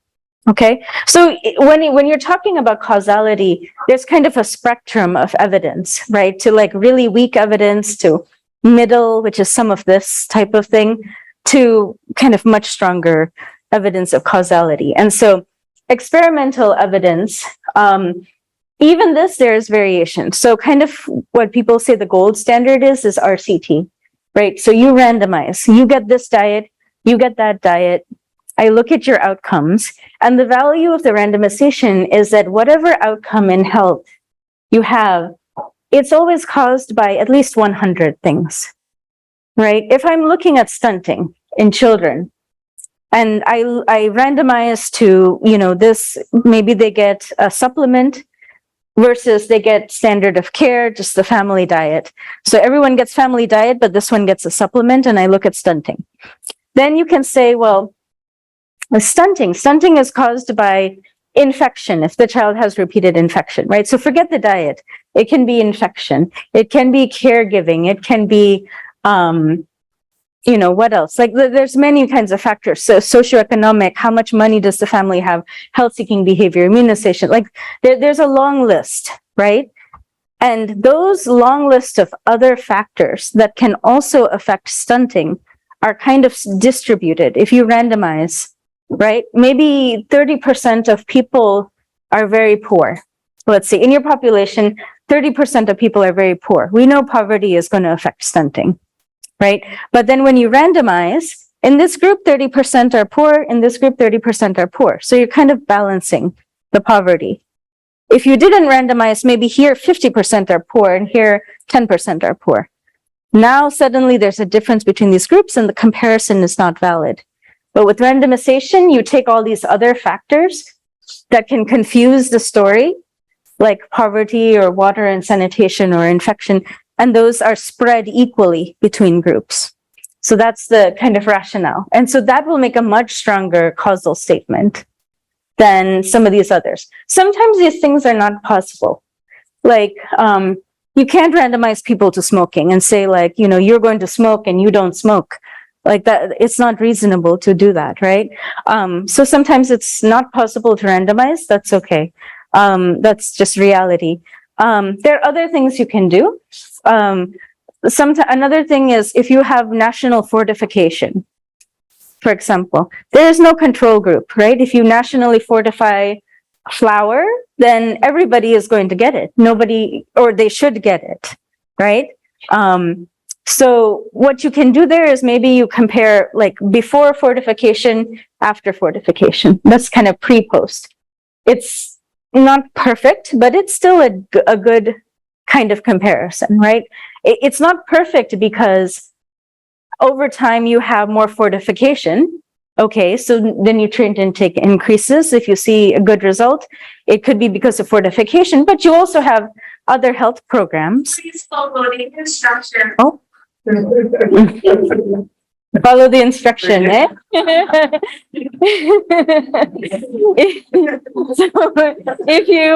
So if you're doing a pre-post comparison, maybe it's not the fortification, maybe there's good health promotion and the diet is improving. Maybe the food price goes down and so people eat better. So it's hard to separate the kind of natural trends over time from fortification, right? This kind of confusion of explanations for an outcome is called confounding. So you might see this word confounder or confounding. Confounded just means confusion. So it just means that the effect of health programs and fortification are confounded. You don't know, is it the fortification or is it the health promotion that is improving your outcome? So we will use that word a lot. Okay, I can stop there, I think. And then I think we take a small break. And then we come back to types of data and Professor Carmen will take over. Or no, oh no, we go to an activity after break. Yeah, we can see here. Okay, that'll be fun. We will confirm everything.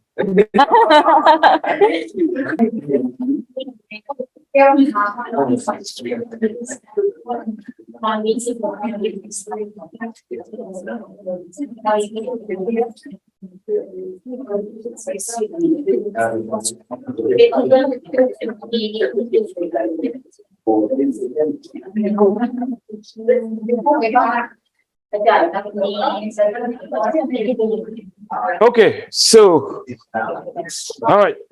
So let's get started. We're going to continue where we left off last time, right? So before lunch, we had a little bit of what I call consulting session, right? So where someone comes, right? Or a group comes and presents some results to you, right? We did an analysis of the problem, we collected data, we come here and explain it to you, and we did some stuff. Sometimes they get it right, no problem. Sometimes also, there are big problems, right? What they did is not correct. What they wrote is not correct, right? Okay?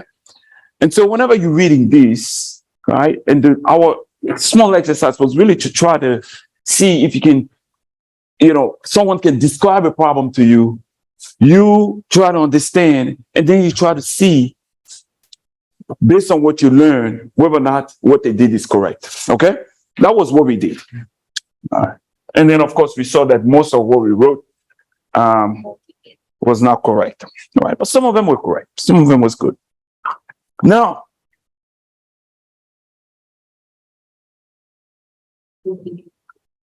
I talked about this test yesterday. Remember, we talked about the paired, simple, independent, two simple t-test, right?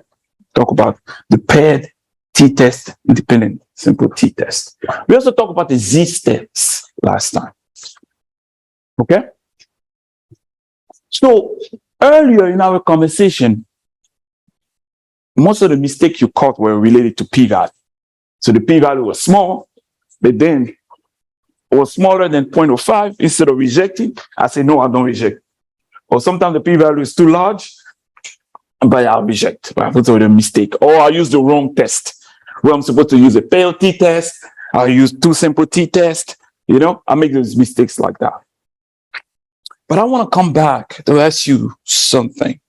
There is also another assumption we make about this test that we did not discuss, that didn't come up as one of the criticisms. Because remember, your goal was to ask questions about potential problems with that approach.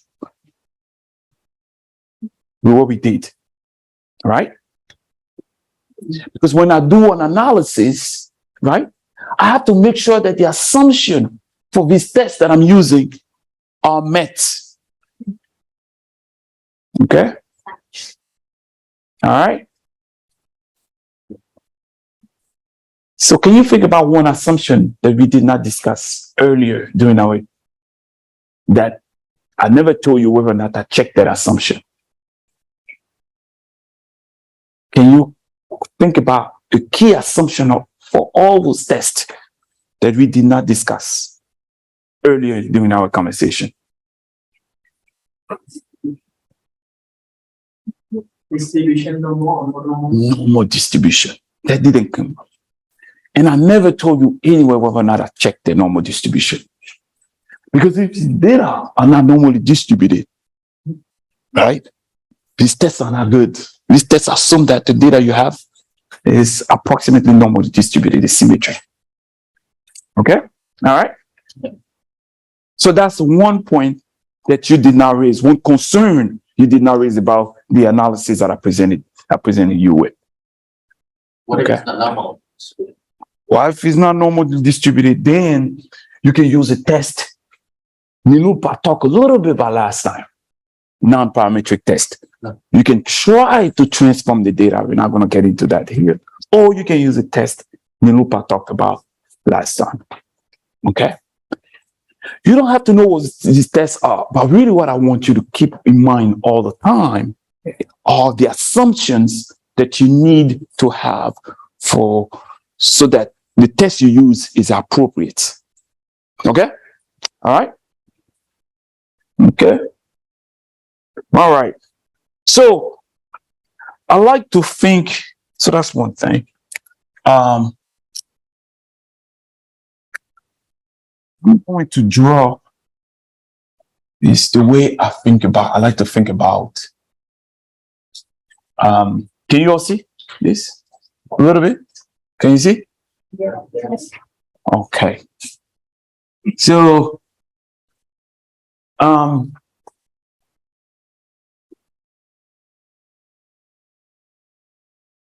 gonna call this Y. And Y is, you can think about, Y is our outcome of interest. Okay? Outcome of interest. In the example, in the consulting example we talked about earlier, Y was the vitamin concentration, right? That was our outcome of interest. Okay? Now, X can be what? If X is a variable, is an outcome, what type of variable can Y be? We learn a little bit about that in class. If I have a variable, if I have the characteristic, what can it be? What type of variable can it be? It can be categorical, right? It can be categorical or continuous, right? Right? Or continuous or counts or discrete, right? For the matter of interval data, I call the interval. Make sense? Okay. All right. Let me talk to you about another variable I'm going to call X. So far, we looked at S as what? A grouping variable. X was either the group, X was either treatment A or treatment B. So X can also be, X is a variable, X can also be what? Categorical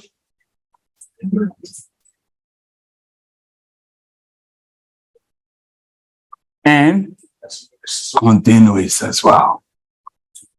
All right, continuous as well. Okay, continuous as well.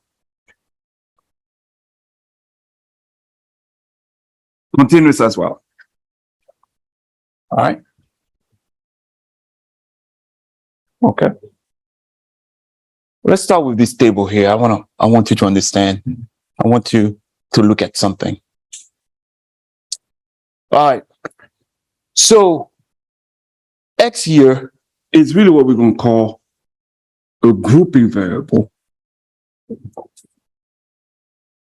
In some cases, we're going to call it potentially covariate.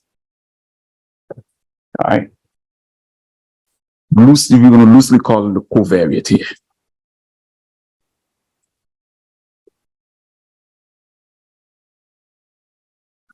So I want to show you that so far what we talked about, so far, we're falling in one of those squares here. So if Y is continuous, X is categorical, right? I want to know if the average value of Y is different across those categories. What do I do? What can I do?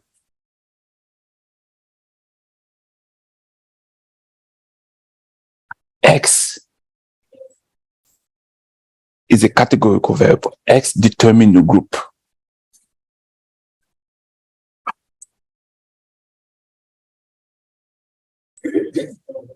X is either treatment A, treatment B. Y is vitamin D level in the blood.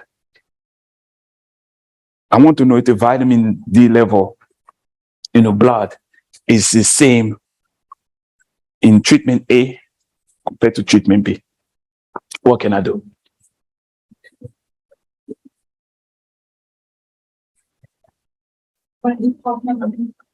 What can I do?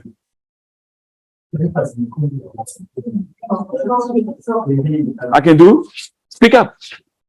You want to give more? Don't be afraid. Oh, go ahead. Give it. Try. Independence. You can do what? Independent t-test. Does it make sense? You have independent t-test. Right? What you're doing really is independent. You're doing an independent t-test problem. Okay? All right? So, if Y is continuous, S is categorical, to really see if, right, our goal all the time is to try to see how different is Y when I change X, when I look at two values of X. Okay? All right? Keep that in mind. Our goal is the outcome of interest we want to know. We want to know how the outcome changes as we change X, as we change the groups. That's really what we're doing all the time. Keep that in mind, right? Keep that in mind. So, I want to know how the outcome Y, which is the vitamin D level in the blood, how does it change as I start to look at how's that different between treatment A group and treatment B group? All right? I'm going to go and add another assumption to it. I'm going to tell you that people only receive one treatment, and you will see later on why that's important. Okay? People only receive one treatment. What that means is that one individual cannot receive both treatment A and B. No, it doesn't happen. Everybody receives either treatment A or treatment B. So if I do that, then I can use the independent two sample t-test. Well, let me change the problem now. Suppose now that everybody gets both treatments. Everybody gets treatment A. 1 year later, they get treatment B. Or a few months later, they get treatment B also. And I want to know if the vitamin D level in the blood is the same for both treatment A and B. What do I do?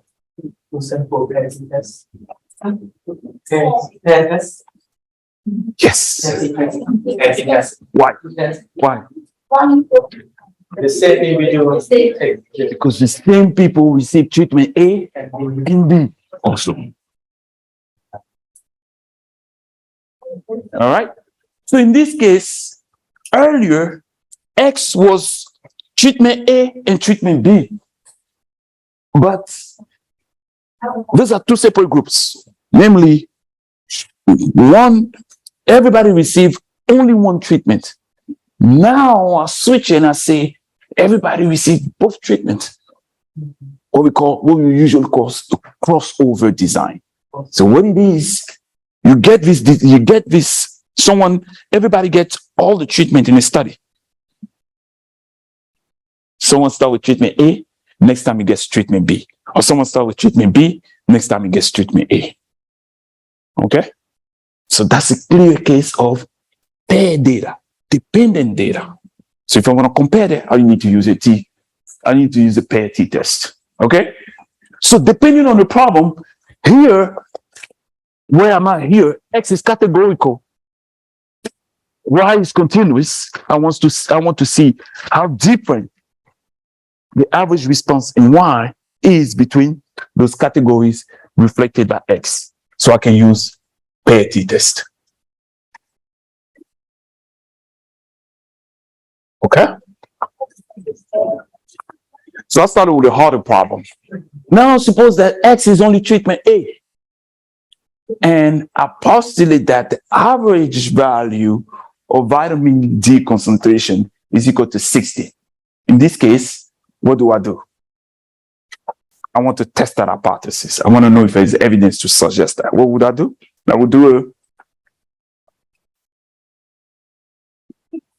X is now equal to one group, treatment A. I would do, well, there's no pair here, right? There's no two groups. There's only one group. So I would do a t-test, one simple t-test, or I can do a z-test too. So you see, with the test we learned so far, right? We can put them here in the quadrant here, right? That's the case where X is categorical. X is groups, right? Group A, Group B, Group C, Group D, right? Now, why stop at two groups, right? We even learned the case where we have more groups. Now, suppose that instead of having 2 treatment groups, I have 5 treatment groups. And these are different doses of medicine, right? Where everybody received exactly 1 dose. And somehow I want to know if the average level of vitamin D concentration is the same across those doses. In other words, another scientific way to write this is that there's no differences between those doses. There's no differences between those doses. What test would I use to test that hypothesis, assuming that my data is normal? What would I do? ANOVA. Yes. ANOVA. Analysis of variance. Okay? Does it make sense? So all of this, so far what we learned is right here. Okay? It's a quarter. So what? That's a quarter of the way. Yeah, I know, right?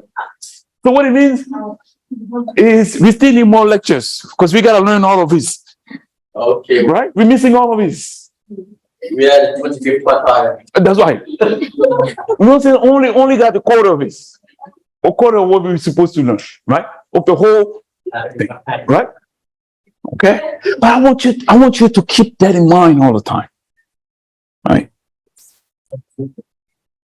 Most of the hypothesis testing problems you have an outcome.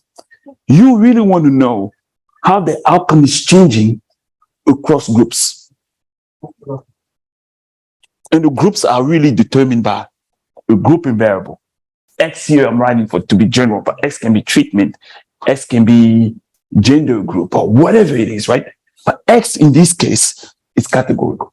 So if S is categorical and you understand how those groups are formed, you know what test it is. Because you gotta be careful, right? So if the treatment groups, if I'm telling you about the case where the treatment group, everybody receive a single treatment, that's different from saying everybody receive both treatments. But now you start to say, oh, wait a minute, I got dependent data here, I have pair data here, to be careful. Okay? Does it make sense? So that's where we're going to start. So now, as you realize, as I mentioned, it's like, we are only on this part here. Now the question what we're going to try to answer is what happened when what? We're going to move from here to here. What happened when Y is still continuous, but now X is also continuous? Okay? X is also continuous now. Now, I want to know, now the question I'm going to answer is, what happened when I change X by a small unit? What does that do to Y? That's what I'm going to answer now. I can do that because X is continuous. I couldn't really do that. I couldn't really say X changed 1 unit because X was categorical. But remember, I tell you, changing, since it's categorical, you can't really talk about changing X in 1 unit. No, you cannot talk about that. Because sometimes those categories don't have the distance between them means nothing, really. Okay? All right? So if X is categorical, you can only talk about treatment A versus treatment B. Right? Or versus treatment A versus treatment B versus treatment C, and so on and so forth. But if X is continuous, then I can talk about how does Y change this as X changed by 1 unit or X changed by a little bit. What happened? Okay? Makes sense. Okay? All right. And so that one right here is really what we're going to refer to as regression. Yeah. We're going to talk about regression. Okay. We're going to talk about regression now. Right. And then again, the idea is very simple, right?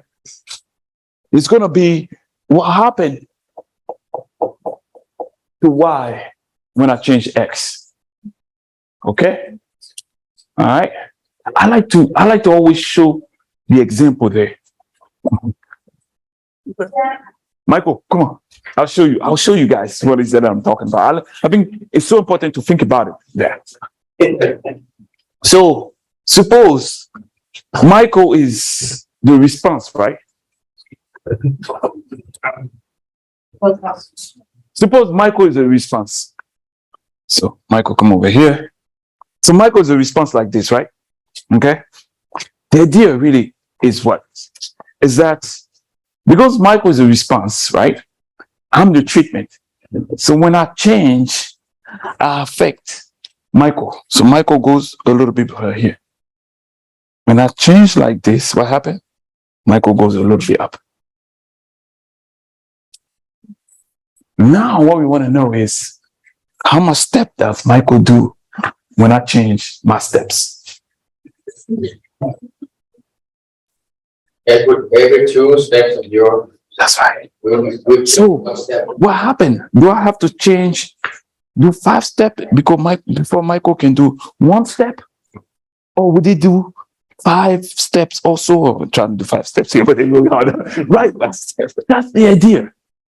Because I believe that, because the assumption is when I change, because Michael and I are so related, when I change, Michael also changes. But how much we don't know. Some cases it might not change. Or it might not change much. Or it might change a whole lot. Okay? That's what I want to know. That's what we're going to study now. That's what regression does. What happens when your covariate or exposure changes? What happened to your response? Is your response going up, down, or is it going up? Okay? Thank you, Michael. I always like to talk Michael. Okay. All right. Thank you, Michael.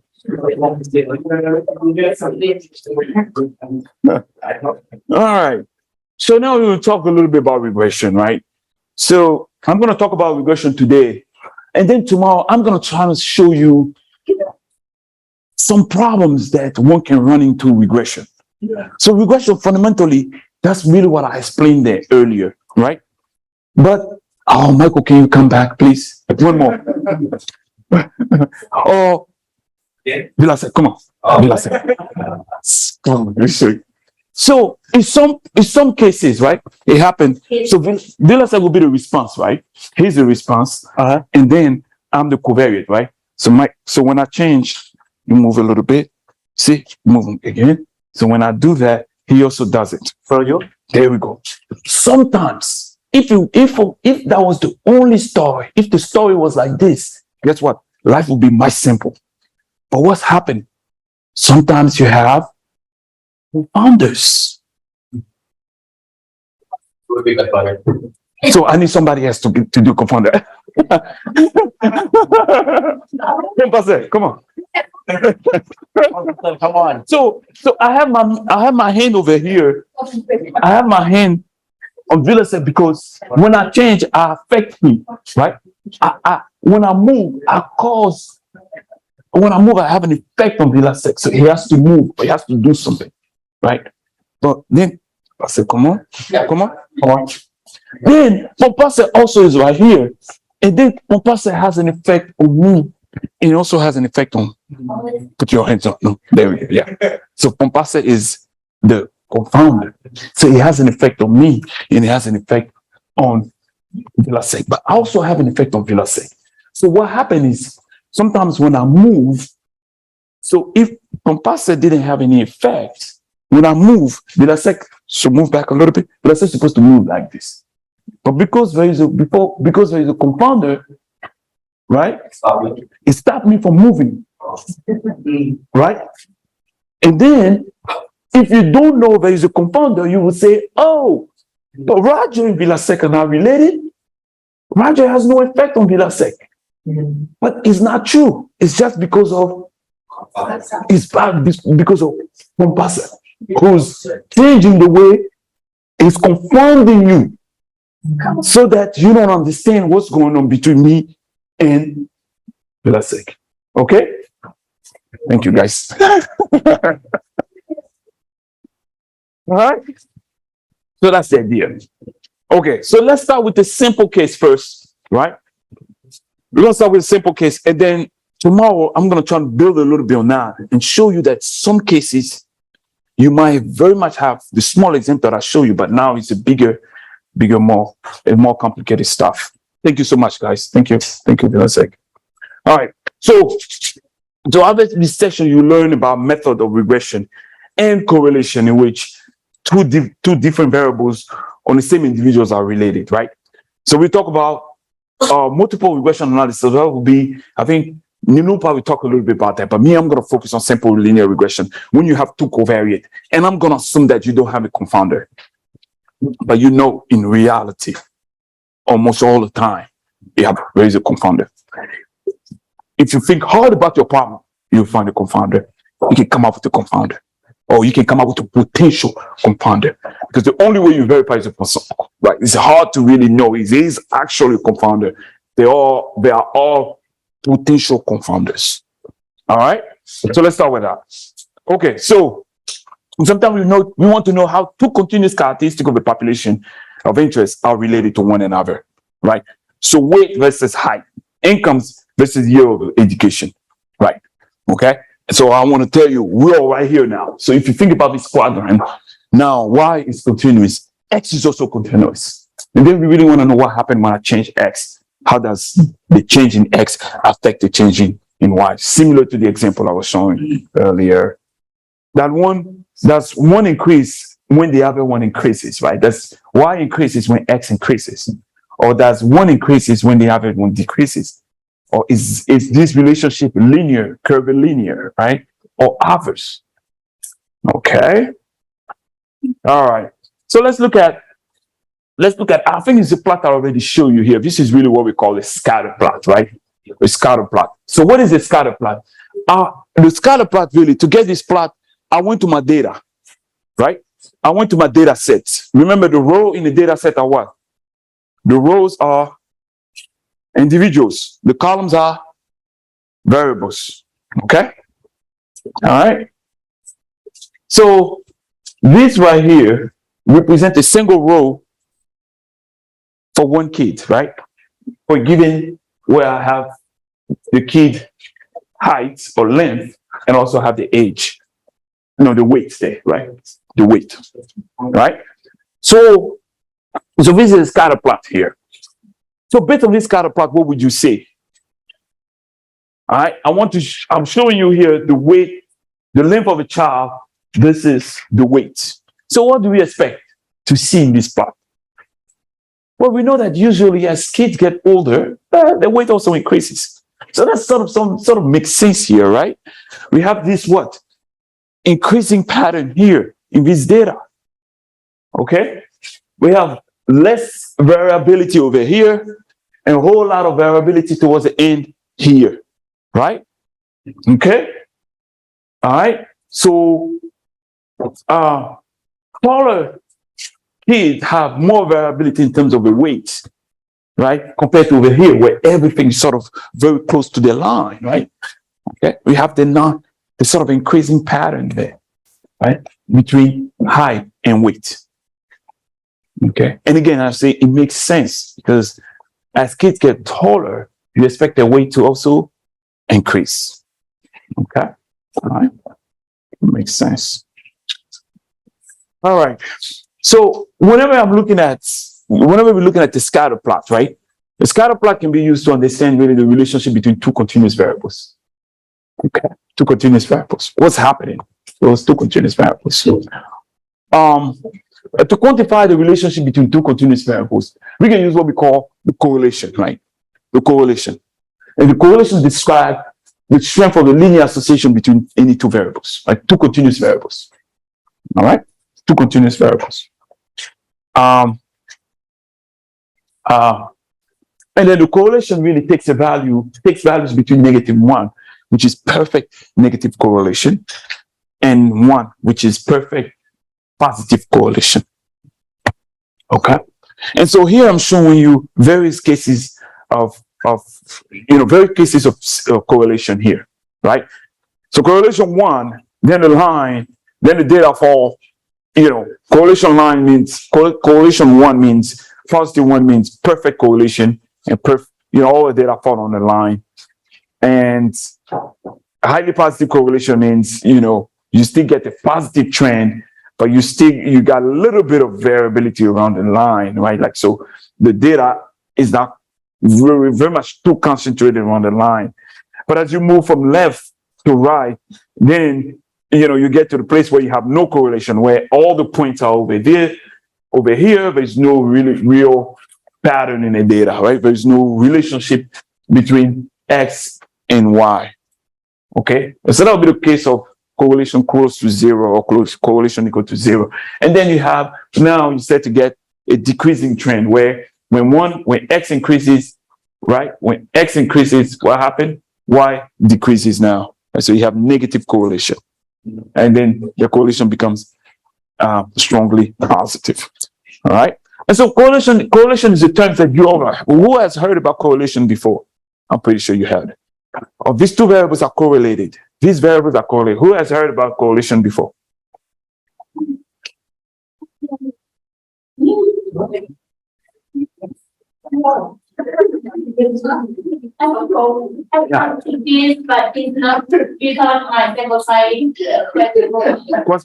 It's still okay. Who has heard about correlation before? Who else? Okay. Who has heard about correlation before? I heard about I could understand more about No? Okay. All right. So, no. Who else? So again, so the correlation is just, a measure. It tells you how strong the linear association between two variables are. So usually when you compute the correlation, is a quantity between -1 and 1. Huh? Yes. Michael and when we said something about your sample sizes being too small. Okay. Yeah. And they asked about correlation. So I'm not sure what they're thinking about correlation and sample size, but I wonder if you wanted to say something. Yeah. So correlation is not so much related to samples. Well, it's not so much related to sample size, though, right? So correlation is just saying that I'm just looking at two variables, and I really want to know how they're moving together. So you see, earlier when I was doing the small example with Michael, and when Michael Villasek, so what was I doing? When I move up like this, Villasek moved back, right? So what it means is, when I'm going up, Villasek is going down, for example. He's moving when I'm moving this way, he's moving opposite direction. So that would be the case of what? Negative correlation, for example, right? So it's just telling us how these variables are moving together in a linear fashion. So sometimes you will hear, especially correlation is not causation. You heard about that before, right? Correlation is not causation. Nulumpa talked a little bit about that. These variables are correlated, right? In fact, if you look at a lot of the variables you have, if you run correlation, you will see that they have some level of correlation. Okay. All right. So correlation is just telling you how these variables are moving together. How are they moving together? Okay. All right. How are they moving together? When one move up, does the other one move down? Negative correlation. When one move up, does the other also move up? Positive correlation. When one move up, does the other just stay there, doesn't move? That's zero correlation. Okay? All right? Correlation. Together we have just need the y and x. That's right. Y and X, yes, together. And we talk about Y and X, yes. Excellent, excellent, Michael. Right. So I'm talking about Y and X. When Y moves, the X also moves. That when usually is when X moves, does Y also move? That's what we want to know. Right? Okay. So if X moves and Y goes down, move the opposite direction. So if X goes up, Y goes down, negative correlation. If X goes up, Y go up, positive correlation. But if X goes up, Y say no, I'm not moving. X go up again. Y say I'm not moving. Zero correlation. No correlation. Okay. All right. Yep. All right. Yeah. All right. Okay. And so when I get the scatter plot, right, it turns out that, and remember that correlation is really a measure of linear association, right? So how one move, sort of, if you can think how they move around the line, right? Like how they move, when X moves up, does Y also move up? Okay. So now I'm showing you some examples here, right? Let's see. Which of us following you think has the strongest correlation? A. Why? Because remember, it's linear association. B. B, okay. What else? E, B, E, yeah. B will have what? Positive or negative association? No, this will be positive correlation here, right? And then maybe D a little bit, right? D has negative correlation, but here is a little bit weak correlation. Okay, weak correlation. A is close to zero correlation because this is not linear association at all. This is curvilinear. Curvilinear, right? This is curvilinear. All right. Okay. This is an association. X and Y are associated, but they're not associated in a linear fashion. They're associated in a curvilinear fashion. I think that the A is similar to our group of class. Yeah. How? The level of energy Yeah. at some time of the day. Oh yeah. Here is right about noon, right? And here right about after lunch. So After good lunch is here. The energy level is here. And then you go back up a little bit after chicken dance.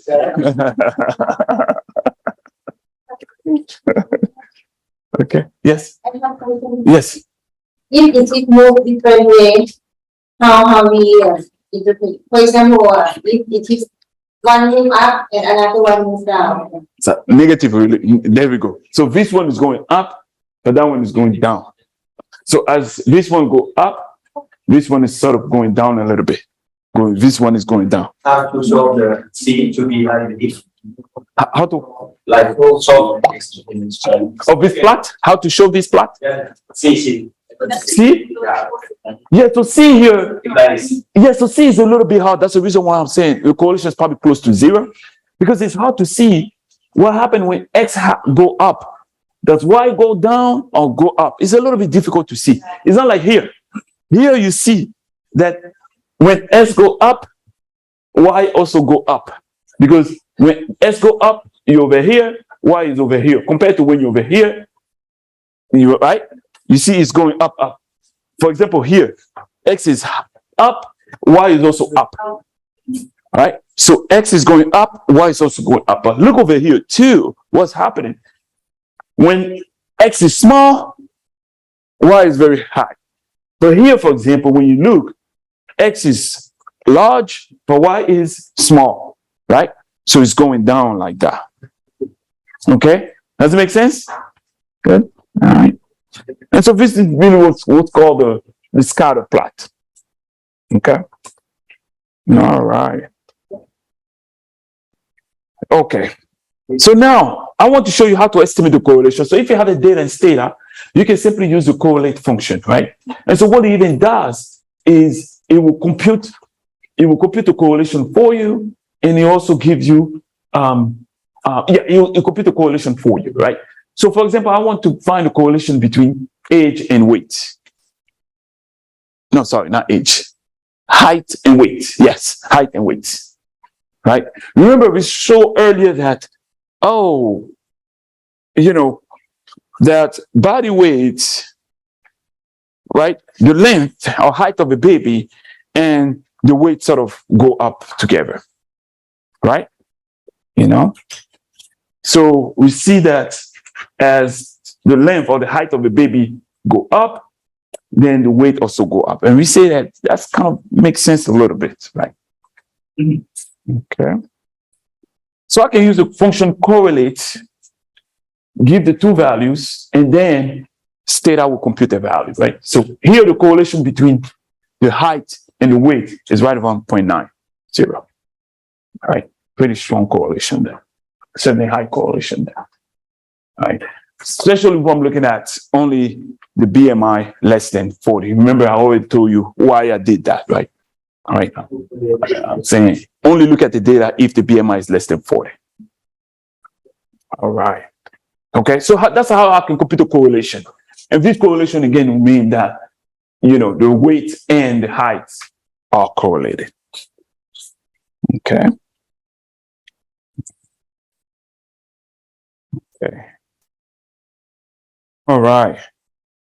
So now what I'm going to show you is I'm going to draw a line through the data, what's called the feeding line. And so I'll be a little bit clear later on what line is that. So now, once I have this data here, right, then sometimes I'm interested in knowing, okay, I have this data that show me that weight and height, height and weight are correlated. All right. Suppose now that I'm interested in knowing, well, can I come up with an equation so that if someone gives me the height of a baby, I can, based on this data, I can guess the value of the weight for a baby. Suppose I'm interested in that. Suppose I'm interested in somehow, finding out what the weight of the baby should be for a given height that doesn't show up in my data, but yet it is within the range of my data. Suppose I want to come up with that. I want to understand the relationship between weight and height and weight. I want to know how height and weight are changing. I want to write an equation so that somebody else can come later on, can use that equation to help determine the weight based on the height.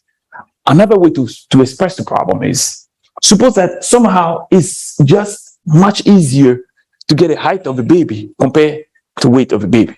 Because for weight of a baby, you gotta get the machine. It's just really hard to do the weight. But it's easy to do the height. So because of the problem, because of that setup, if I'm able to come up with an equation for the weights based on the data I have, guess what? Then another baby comes and I measure the height, I can guess I can predict, or I can guess what the weight ought to be. Okay. Better yet, I can answer the question, right? I can answer the question, how much change in weight do I expect to see if the weight of the height of the baby changes by a small amount. Goes back again to what? To the hypothesis testing problem we talked about before. How much change do I expect to see in body weights for small changes in height? Okay. So inherently, to answer the question, you will have to use what we're going to call a regression model. A regression model. All right. So a regression model assumes that you have your exposure or covariate X, right? And that there is a linear relationship between your response Y and your covariate X. But because the relationship is not perfect, you have a little bit of noise and error. Okay? All right? Okay. All right. Okay.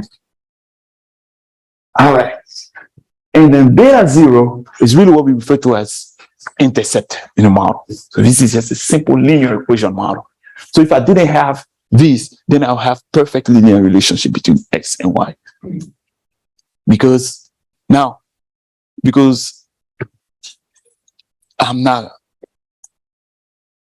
my measurement can be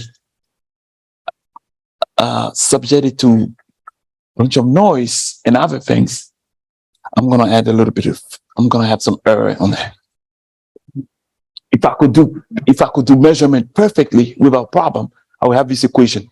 And because I cannot, I have a little bit of error to it. Okay? All right? So beta 1 now is referred to as a slope of that equation.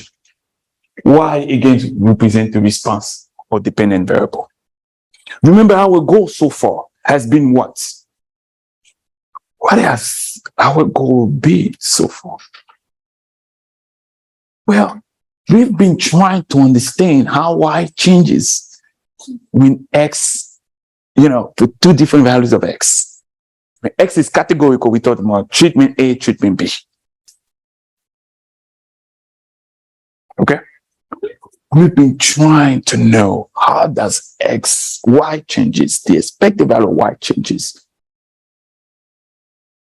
How different Y is between two treatments or between two groups, for example. That's really what we've been trying to understand. Okay. And the same idea is sort of here too, because that slope tells us a little bit how much Y changes for small increments, for small changes, for some changes, for 1 unit change in X. That's the slope. Okay? All right? Then again, X is the covariate mean hours. And sometimes people refer to this as the exposure variable or explanatory variable, so on and so forth. All right? So now, how do I get the line that I had before? Well, remember, I'll start out with this data here. I'm showing you this red line here. But I'm pretty sure if I remove this line and I ask you to draw a line through this data, you can come up with different lines through this data. Okay? You can come up with different lines through this data. All right? In essence, let's look at the small problems, small data set I have here. There's a percentage poverty, high school graduate, right? Okay? High school graduate. And so the idea is if people have higher education, right? If there's a high proportion of graduate, then poverty decreases because people go to school, we get degrees, and then we get a job, and then we lift themselves out of poverty. So that makes sense that as the percentage of high school graduate increases, right? Then percentage in poverty also decreases, goes down. Because now people have education. If they have education, then we can lift themselves out of poverty.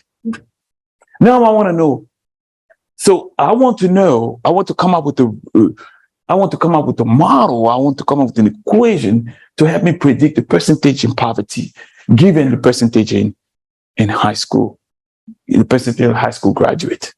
I suppose it's very easy to get a percentage of high school graduate, but it's very hard to get the percentage in poverty. All right. But somehow I want to come up with an equation to help me estimate that. And so these are the data that I have here.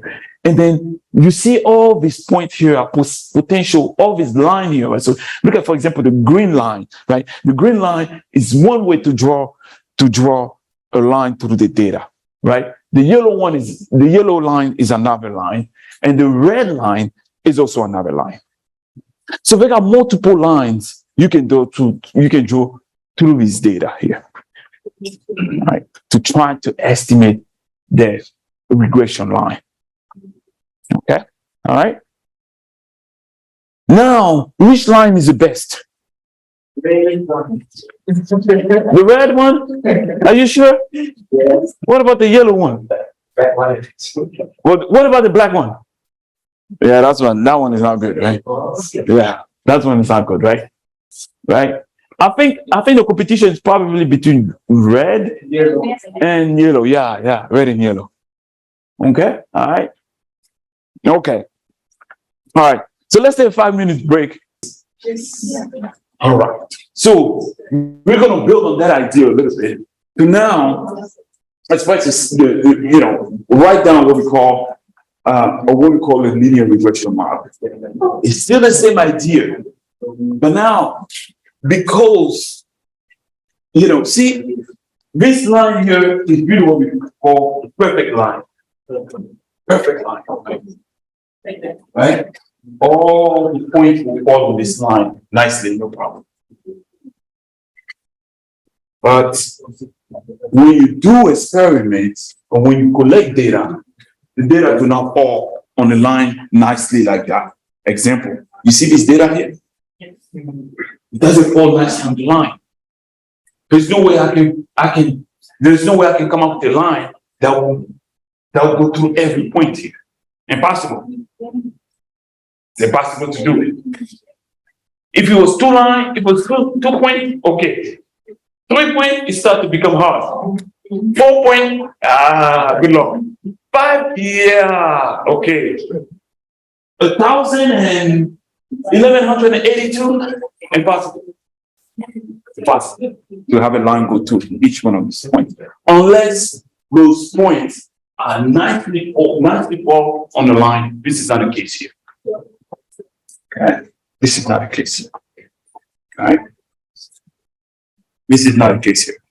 So,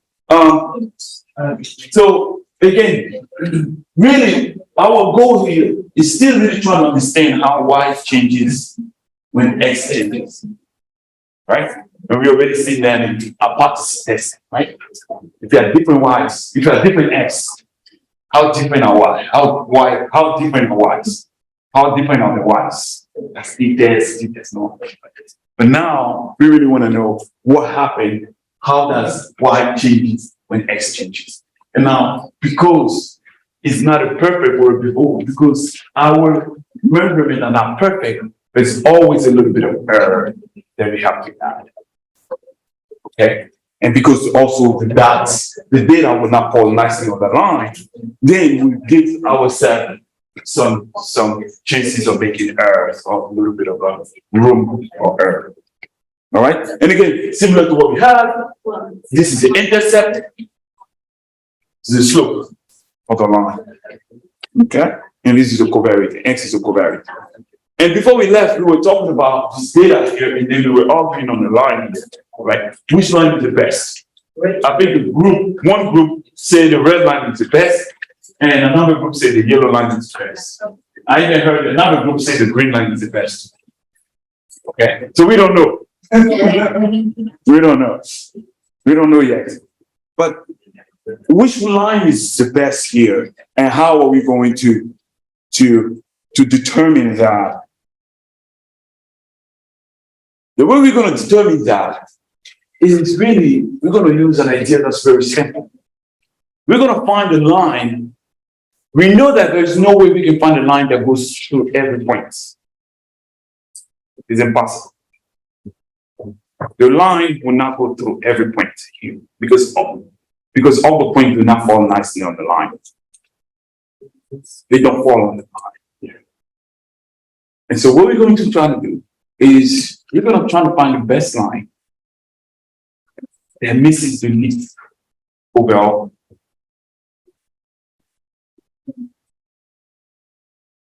Okay, so we're going to look at the line that will go through the data, and we know it's going to miss. But we want to find the best line. We want to find the line that will miss the least overall. Okay, because all the data points.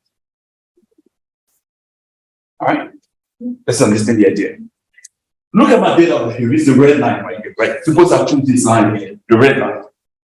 Okay, so this red line here is really the line I'm going to use now to determine the body weight. So you give me, oh sorry, not body weight, percentage body. So you give me the percentage high school diploma, I can give you, based on this line, I will give you what the predicted or what the estimated, right? What's the estimated percentage in poverty is. Okay, so I'm going to assume that this red line here is really the line that nicely describes my data, that nicely describes the linear relationship, the line in my data. But again, that line doesn't include data. As you can see, it misses most of the data. So it misses the data here. So this, the difference between this, the actual value, and the estimated value is really tells me how much my line missed the exact things. And so I'm going to do that for every point. I'm going to solve for everything. And then the best line will be the line that misses all the points, the least, right? Or the least square line. Okay? All right? What is the least? The least, because what I'm saying is that if you take how much it means for every point, all the points together, it will be the smallest it can miss. That's what I call it least. That's the best point that the line should be. So the line, so remember, I can have multiple lines, right? So I will choose the line. I will choose the line. I will choose the line. I don't know if it's the red one right now, but I'm going to go through all these possible lines. And I'm going to choose the line, the best line for me will be the line that misses the least overall. So after combine all the misses you have, so you see here, the line is going to take. For some data, it doesn't miss. For some data point, it doesn't miss. For other, it misses. And for some, it misses a lot. For others, it misses a certain small. But when I add all of this up, the line I'm going to choose is the line that misses the least overall for all the lines. And then watch square. Right. Yeah, there we go. So the missing will be square. Yeah. So least square, because the distances by which it misses, I'm going to square them. Okay. To make it a distance, make it positive. Because I try to imagine what are you to the least from the least from the main. That's right. And the square is made the distance between. Right. And so the square will be, so the distance between the predicted value from the line and the actual values. Okay. So this will be the miss, right? And I'm going to square this miss and add all of them up. I get a single number, and then I get another number for another line. And I look at all these possible lines, and then I find the line I'm going to choose to be my final line, my predicted line, is the line that has the smallest, the smallest of those squares misses. Square distances. In theory, that's really what we do. All right. So I think we have negative correlation with the time I think so, totally, yeah, right? and the energy. Okay. All right. That's fine. And I think we'll probably go over through some of those things again tomorrow, but let's introduce it here. So again, the idea, sort of a nutshell here, the idea is that the red line is a predictor, because remember the goal, what I'm trying to do. I'm trying to get an equation that depends on X. It depends on the percentage of graduate. So I can use that equation to predict Y, to get an estimate of what the percentage in poverty is. Because it might be difficult to get a percentage in poverty for all values of percentage in high school graduate. So let me simplify the problem, because X is easier to get than Y. If I get an equation, right? If I come up with an equation for Y that depends on X, then I really don't have to look for X for Y all the time. I can use the value of X to predict, to guess the value of Y. And that's a simple problem. Simple problem, that's the idea, right? So the predicting line is really what I have here in red. And again, because the line is going through the data, it will not be able to go all through every data point. So it's going to miss, right? And so the predicted value for every Y will be this Y I have here. And the actual value observed in my data for Y is this. And now I want to compare. I'm going to compare what I call the residual, right? This is called residual value, which is the difference between my actual value and my predicted value under my regression line, estimating regression line, predicted line. Okay. And I see that, for example, if you're looking at DC, for example, which is a state, right? States. I think it's a state. But anyways, DC, poverty, the percentage, if I look at the percentage poverty in DC, for example, the difference between the actual value and the predicted value is equal to 5.4.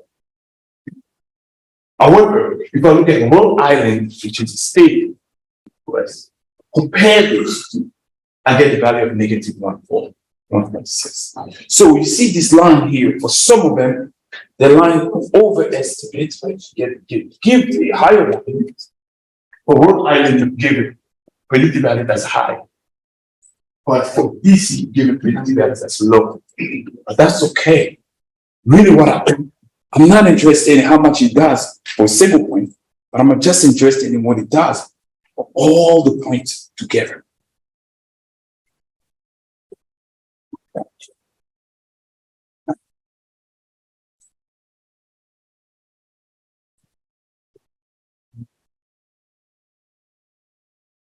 So that's the least, roughly the least square line.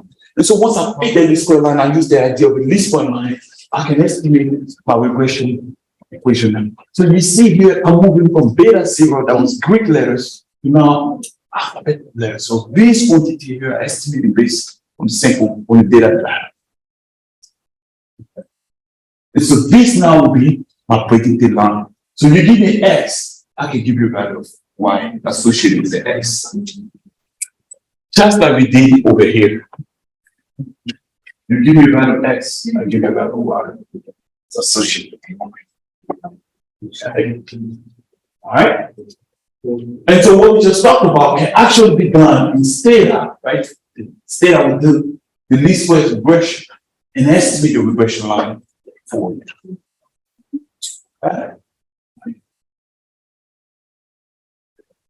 So in this case, it turns out that the regression line that predicts the percentage of people living in poverty is equal to negative 6.5, right around plus 0.201 times the percent of people with high school diploma. So what it means is, if I choose the value of X, right, the value percentage of people living having a high school diploma, I can get a predictive value. I can get a predictive value of what based on the several equations. Right. And I can use a regress function instead to do exactly that. Okay, to do exactly that. All right. Okay. And if I do that, the regress function in theta, sort of gives me the output I have over here, right? Okay. And so this part, the first part of the output is really what we refer to as a sort of regression analysis table there, right? It's testing whether or not the model is okay. And then it's also providing me with the R square, right? Which is sort of a model of good fit, right? So you want this value here to be, to be high, right? So that is an indication of how well the model fits your data, right? R square. And it turns out that this R square is also related to the correlation coefficient. Okay. All right. Now, you also have the estimating those parameters, this intercept and the slope, and then it also gives me the estimate of this intercept and slope here. Standard error. What do you think this is? Excellent. Oh, yeah. This is the p-value, right? Well, what do you think the normal hypothesis is here? What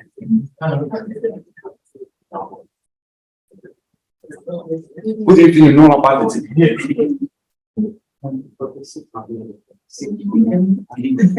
Here for what? It's testing what?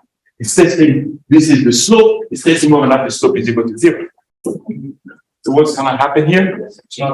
We reject the normal hypothesis, p-value is too small, much smaller than 5%. Right? So it's testing whether or not the slope is equal to 0. It's testing whether or not the slope is equal to 0 as well. Okay, all right.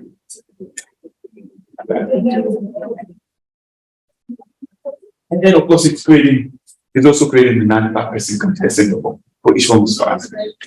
Remember, we get a point estimate and then get confidence interval. And we can see here the confidence interval is very small, very narrow. That's not surprising since we have so much observation, like 111, 160 observations in the data. Yes. Question, what is the constant?